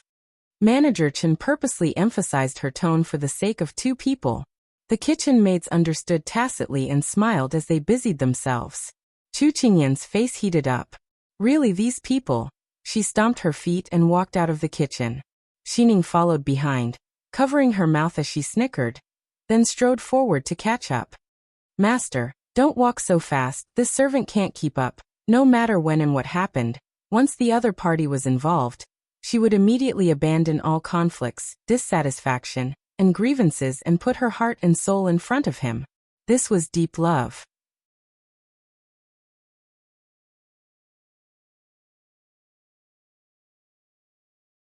Chapter 786. When Chu Qingyan came to the study, Hualing was already waiting at the door. He personally opened the door for her, and when he bowed, he said in a low voice, Little Princess Fei, Master's mood doesn't seem very good. Towards Hualing's kind reminder, Chu Qingyan couldn't help rolling her eyes. She was also in a bad mood, so who could she tell? But since it was the matter and not the person, Chu Qingyan still nodded to show she understood. Taking a deep breath, she walked in. When Chu Qingyan appeared at the door, Xiao already knew. But when she came in, he picked up a book and pretended to be seriously reading it. Big Ice Cube. What are you looking for me for? The moment Chu Qingyan entered the room, she saw that Jiang Yi was calm and composed. She was furious. She had been putting on a one-man show for the past 2 days, and she had been sulking on her own. He, on the other hand, was eating, drinking, and sleeping as usual. He was not affected at all. She really could not take this lying down. Xiao heard her stiff tone and frowned, but he didn't probe further. Has the Liang family's people been arranged? Sometimes, no matter how high one's intelligence was, in front of the person they liked, it was useless. So Xiao, who was lacking in EQ, made a very bad start and stepped on a firecracker. So it's because you're thinking about the 2 biomais of the Liang family. They came from afar and are guests. How could I dare neglect them? They are also girls that your imperial mother carefully picked out, so I can't wait to warmly entertain them. Chu Qingyan felt her heart turn cold. She stared at him and snorted insincerely. This was the first time he had heard her speak to him in such a tone. Xiao had been ignored by her for the past 2 days, and his mood wasn't very good. Hearing this, his eyes darkened. I'm just asking a question. Why are you acting so strange? I'm acting strange? Chu Qingyan pointed at herself and fiercely threw down her sleeve. Am I wrong? Don't think I don't know what you're thinking. Let me tell you, I hate people who say one thing but do another. If you really want to. Chu Qingyan opened her mouth to say the word concubine, but she couldn't bring herself to say it. What do you want? Why don't you tell me? Didn't you say you knew what I was thinking? Why don't you continue? Xiao was also annoyed by her nonsensical words, and his tone couldn't help but become colder. He wanted to find a reason to let her talk to him in the study, but she complained first. He didn't know what she was talking about, and he felt a headache coming on. But after he said this, before she could continue, he saw her bright eyes turn red bit by bit, and finally, they were filled with tears. Xiao was slightly stunned. He immediately stood up and wanted to reach out to pull her in front of him for a closer look, but she stepped back and avoided him. Xiao's expression immediately darkened. What are you doing? Chu Qingyan became even angrier when she heard this. Are you saying that I'm being unreasonable? Xiao didn't answer. Clearly, this silence made her even more embarrassed and angry. Okay, I'm being unreasonable. This is a girl's right. You can't control it. You don't have to control me. I don't need you to control me. Chu Qingyan bit her lip and forced the tears back into her eyes. She didn't know how much this action hurt the person in front of her. Xiao originally wanted to wash his hands and ignore her, but when he saw her like this, the anger that had just risen was instantly extinguished. In love, many times, a girl would complain in her heart, "Why don't you understand me?" And in the eyes of a boy, "Why is she crying again?" In fact, this was because in addition to the gender difference between men and women, it was also because of the different brain circuits between men and women. Therefore, lovers often bickered because they didn't understand what they were thinking. Xiao rubbed his eyebrows. He was used to the little girl being sensible and obedient, and doing everything properly. Now, she looked as if she had been greatly wronged. Like a red-eyed rabbit, stubborn and pitiful, he didn't know where to start. If she was bullied by others, the little girl would definitely be able to bully back. If she couldn't, he could secretly help her get back at them. However, the person in front of him was himself. Xiao was a little helpless. What did he say or do wrong? He reflected on what he had just said. He had just casually mentioned it, but the little girl was like a firecracker that was ignited in an instant. On the other hand, Chu Qingyan secretly wiped the corners of her eyes and silently cursed in her heart. She was already so sad, but the big ice cube didn't even say a word of comfort. It was really too disappointing. The more Chu Qingyan thought about it, the angrier she became. Even her eyes were filled with fire as she looked at him.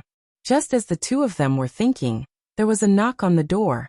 Following that, they heard Xining's voice from outside. "Master, the 8 treasures porridge for His Highness is here. Should I bring it in?" They were quarreling at this time.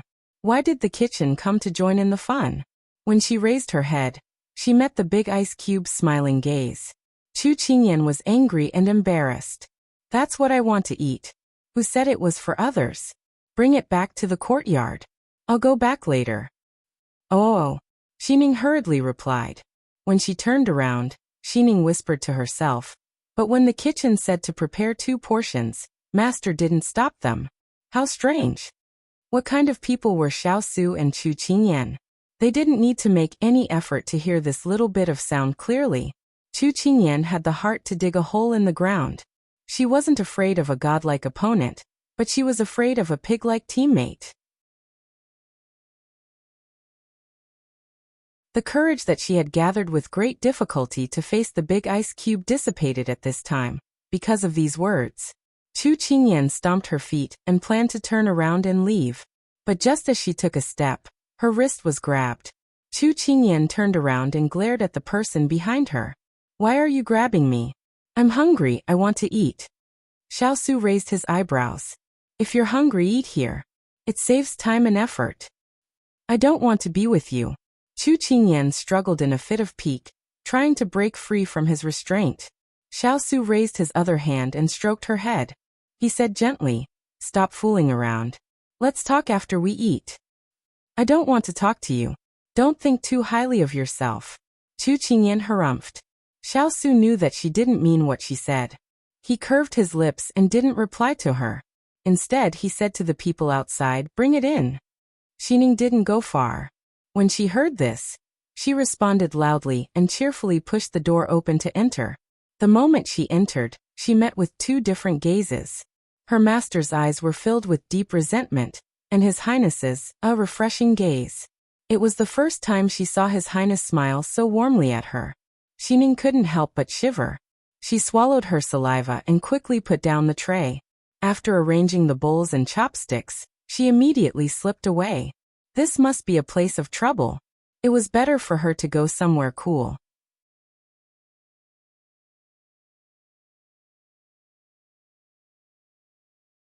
Chapter 787.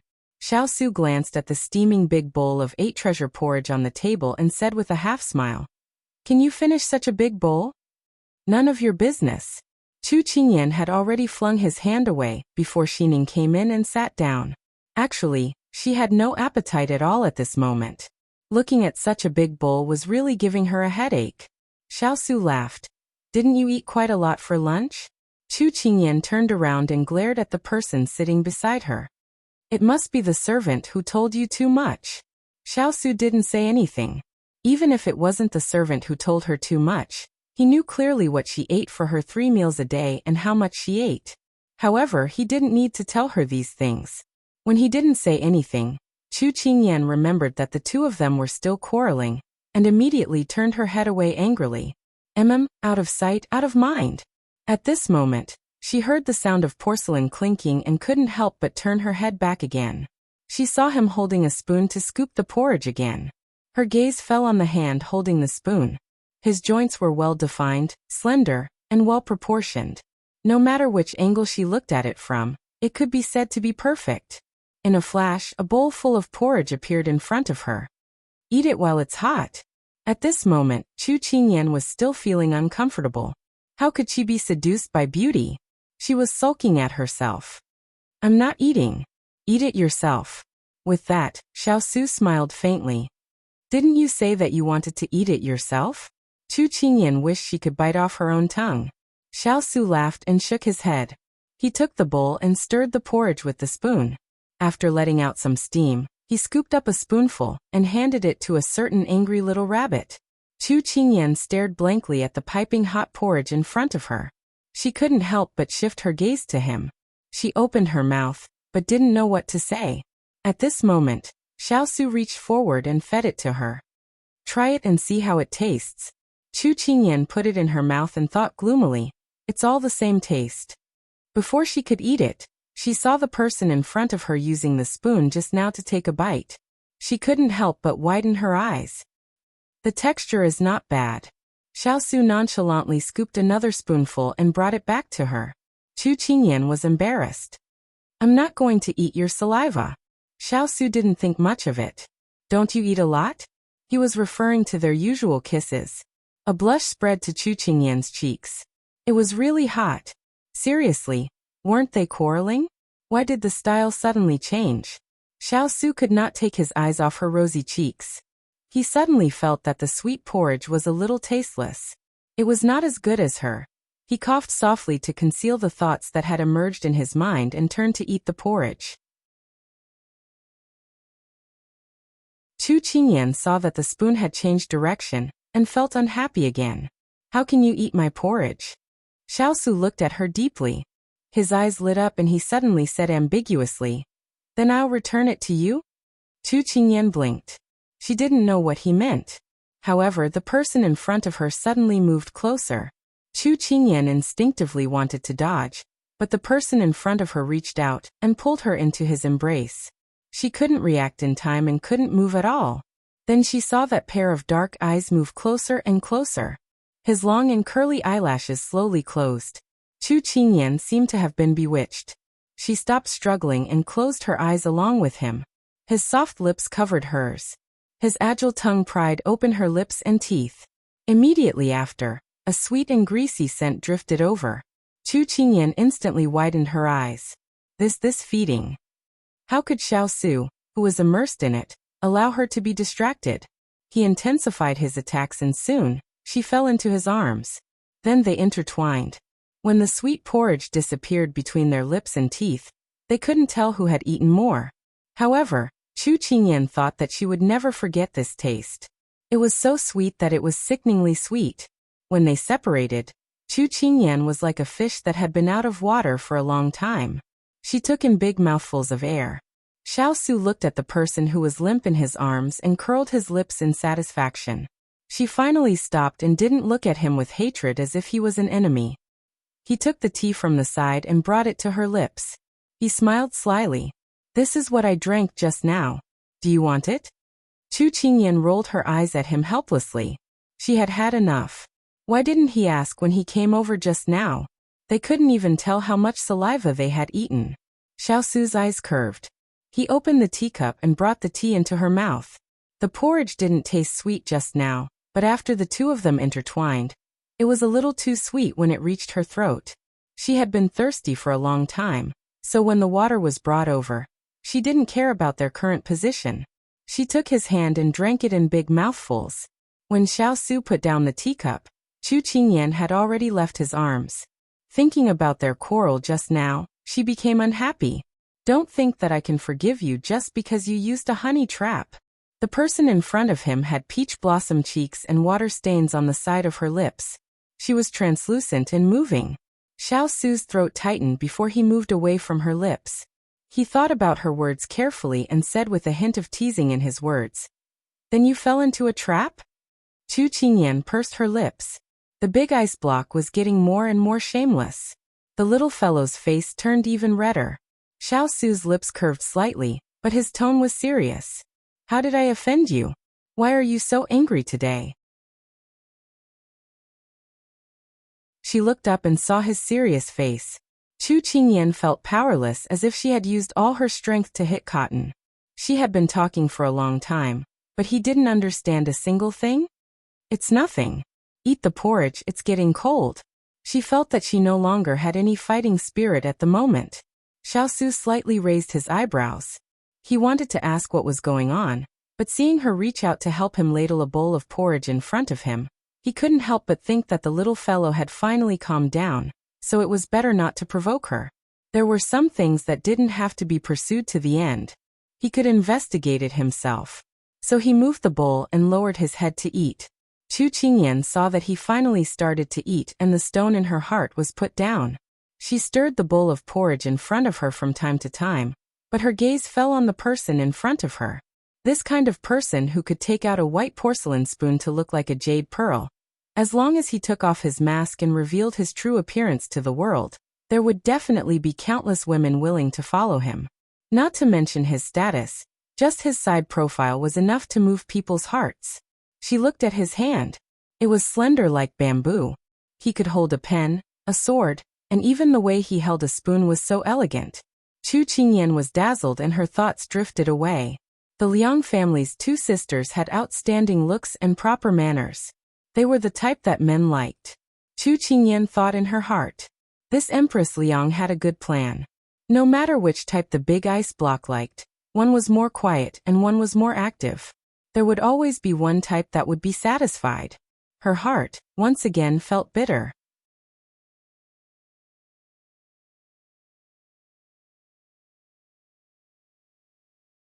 Chapter 788. After the two of them finished their porridge, Chu Qingyan propped up her chin with one hand and said hatefully to him, "Don't think that I'll be soft-hearted just because you're on a hunger strike. Let me tell you, my heart is as cold and hard as a rock." After saying this, Chu Qingyan made a face at him with her teeth bared. Who said that a woman in love would lose her IQ? This was a classic example. Xiao Su tried hard to hold back his laughter. There was no one else who could be so duplicitous. Although he found it funny, he still had to make a statement. "I'm not on a hunger strike." Chu Qingyan obviously didn't believe him. "Liar." Xiao Su explained. "It's just that I don't have much of an appetite because you're not here." Chu Qingyan snorted. "Do you mean that I have the ability to whet your appetite? I think you can be described as a feast for the eyes, but you can say that if you want." Xiao Su spread his hands. Chu Qingyan's face heated up. Oh no, she was being teased again. Big ice block, that's enough. Indeed, Xiao Su was teasing her like this because he was full. Seeing her revealing her usual shy look, his heart couldn't help but itch. Chu Qingyan knew that she couldn't win against him at this time, so she stood up with a whoosh and looked down at him. Actually, with his height, they could only look at each other at the same level at this time. "Tonight, I'm going to hold a welcoming dinner for your two cousins. Don't forget to attend. Otherwise, they'll think that I don't want you to see them and hide you." You're so big, how can I hide you?" Chu Qingyan turned to leave after saying this, leaving Xiao Su deep in thought. It wasn't easy to get the little one to accompany him for a meal, but tonight a few outsiders appeared. The person who was in a good mood after eating his fill started to feel uncomfortable again. Night came as scheduled. The Liang sisters arrived at the living room early. As one of the hosts, Chu Qingyan came out to greet them. As usual, the nannies were nitpicking at her from the side, saying that she was a future princess consort. So how could she dress so simply? That it would be beneath her status to receive guests, and that she would neglect the guests and so on. The corners of Chu Qingyan's mouth twitched. If she had a hairpin on her head, she would probably become the 1,000-hairpin guanyin. Originally, she didn't like to wear jewelry. Today, for the sake of the occasion, she specially wore a few pearl hairpins. She didn't expect that she would still become a target of gossip. However, it also proved that if people insisted on finding fault with you, they could also find bones in an egg. Liang Danjing, who was standing at the side, tried to help her out. Sister Chu is a natural beauty. You don't have to wear gold and silver like us. Chu Qingyan gave her thanks with a grin. This help really wasn't much. When Liang Danbing heard this, she glanced at Chu Qingyan. Even though her sister's words were just to sell a favor to Chu Qingyan, it had to be said that when Chu Qingyan had appeared in women's clothing, she had really stunned everyone in the hall. Even though she didn't want to admit defeat, she had to admit that this person's appearance, even the number one beauty in the capital, wouldn't be able to stand next to her and compete with her for glory. Originally, she had thought that she was outstanding enough in men's clothing, but she didn't think that she would be even more dazzling in women's clothing. Liang Danjing stood at the side and intentionally or unintentionally looked at Chu Qingyan. She was wearing a fiery crimson dress with irregular folds from her waist to the hem. With every step she took, large peony flowers bloomed. Her slender waist was tied with a red belt. She was thin, but it wasn't that she couldn't be held in one's hand. Instead, she was like an emerald green bamboo. With her straight back, she gave people a kind of arrogant aura that couldn't be ignored. Her slender eyebrows were long and slanted. They weren't weak but added a heroic spirit. Her deep eyes were deep and long, beautiful but not charming. Her pink lips were slightly curved. Even if she wasn't smiling, she gave people a feeling of being bathed in the spring breeze. Her skin was creamy, but it wasn't pure white. When the petals fell into the water, they rippled with a red shadow. As a woman, she was already subdued by the outstanding appearance of the person in front of her, let alone any other man. Liang Danjing slightly pursed her lips. Her gaze moved away from Chu Qingyan's body without leaving a trace. If the enemy didn't move, she couldn't disturb the morale of the army. Even if this battle wasn't going to be easy, they had to pick up their weapons and kill her without leaving a single one alive. When she was dressed as a man, Chu Qingyan was surrounded by people of all ages. Now that she was dressed as a woman, she didn't care at all. After all, she wouldn't lose a piece of flesh from being stared at. Because it was almost the end of spring and the beginning of summer, the days were long. Although it was already evening, the sky was still bright. Chu Qingyan estimated that it was about time, so she ordered the kitchen to serve the dishes. Big Sister Chu, why isn't eldest cousin here yet? Is he delayed by something? Liang Danbing didn't really want to see this eldest cousin of hers. It was just that the rumors were too bad. She kept mentioning it because she already saw Chu Qingyan as an enemy. She didn't want her to feel comfortable, so she kept finding fault with her. Chu Qingyan really didn't want to pay attention to her, but seeing how she kept causing trouble for her, she felt very apologetic. She couldn't help replying, "Haste makes waste, Bingju, don't be impatient." When these words came out, Liang Danbing's face turned red as she glared at her, but she couldn't say a single word to refute it. She could only turn her head to the side. Chu Qingyan let out a sigh of relief. This little girl finally stopped, that was enough. But she was a bit confused right now. Did something happen to Big Ice Cube? But it wasn't time yet, so she suppressed her emotions. Speak of the devil. Footsteps came from outside the door, and then Huoling walked in first. He said to Chu Qingyan, "Little Princess Consort, His Highness is here." Following that, Xiao slowly appeared at the door. Because of the rumors, the Liang family's beautiful sisters were afraid of Xiao, but they were still young girls. The last time they saw him was several years ago, so they were still very curious about him and looked forward to seeing him. When the ice-cold mask entered their eyes, the Liang family's beautiful sisters trembled from the coldness in his eyes. In order to leave a good impression on their eldest cousin today, they had chosen expensive and thin clothes. Even though it was the end of spring, the night wind was still cold. The two's lips were slightly pale, but it was more of a psychological effect. Chu Qingyan saw the mask on his face that she hadn't seen in a long time and her heart twitched, feeling a bit of pain. because in the past few days, Big Ice Cube had been staying with her in the house, so she had forgotten that every time he faced outsiders, he always wore a mask. In reality, these days were very tiring. At this moment, her heart ached for him. Eldest cousin. The Liang family's two sisters immediately stood up and bowed to Xiao Su. Xiao Su nodded. He walked past them and sat down next to the little fellow before looking at her. Chu Qingyan blushed with shame. This is your cousin, you're not greeting her? Come. Xiao Su winked at her. Chu Qingyan could only say to the Liang family's two sisters, sit, the food is here, don't be polite. When the Liang family's beautiful sisters saw Xiao Su for the first time, they felt his coldness. They gave a cold shiver. You're tuning in to the Li Mei's Wuxia Whispers YouTube channel. We're so grateful for your support, and don't forget to subscribe to join us on this incredible journey through captivating stories. Your generosity through donations truly makes a world of difference, as it's the primary source of revenue that allows me to expand and enhance this channel for you. Thank you from the bottom of my heart for being a part of this adventure.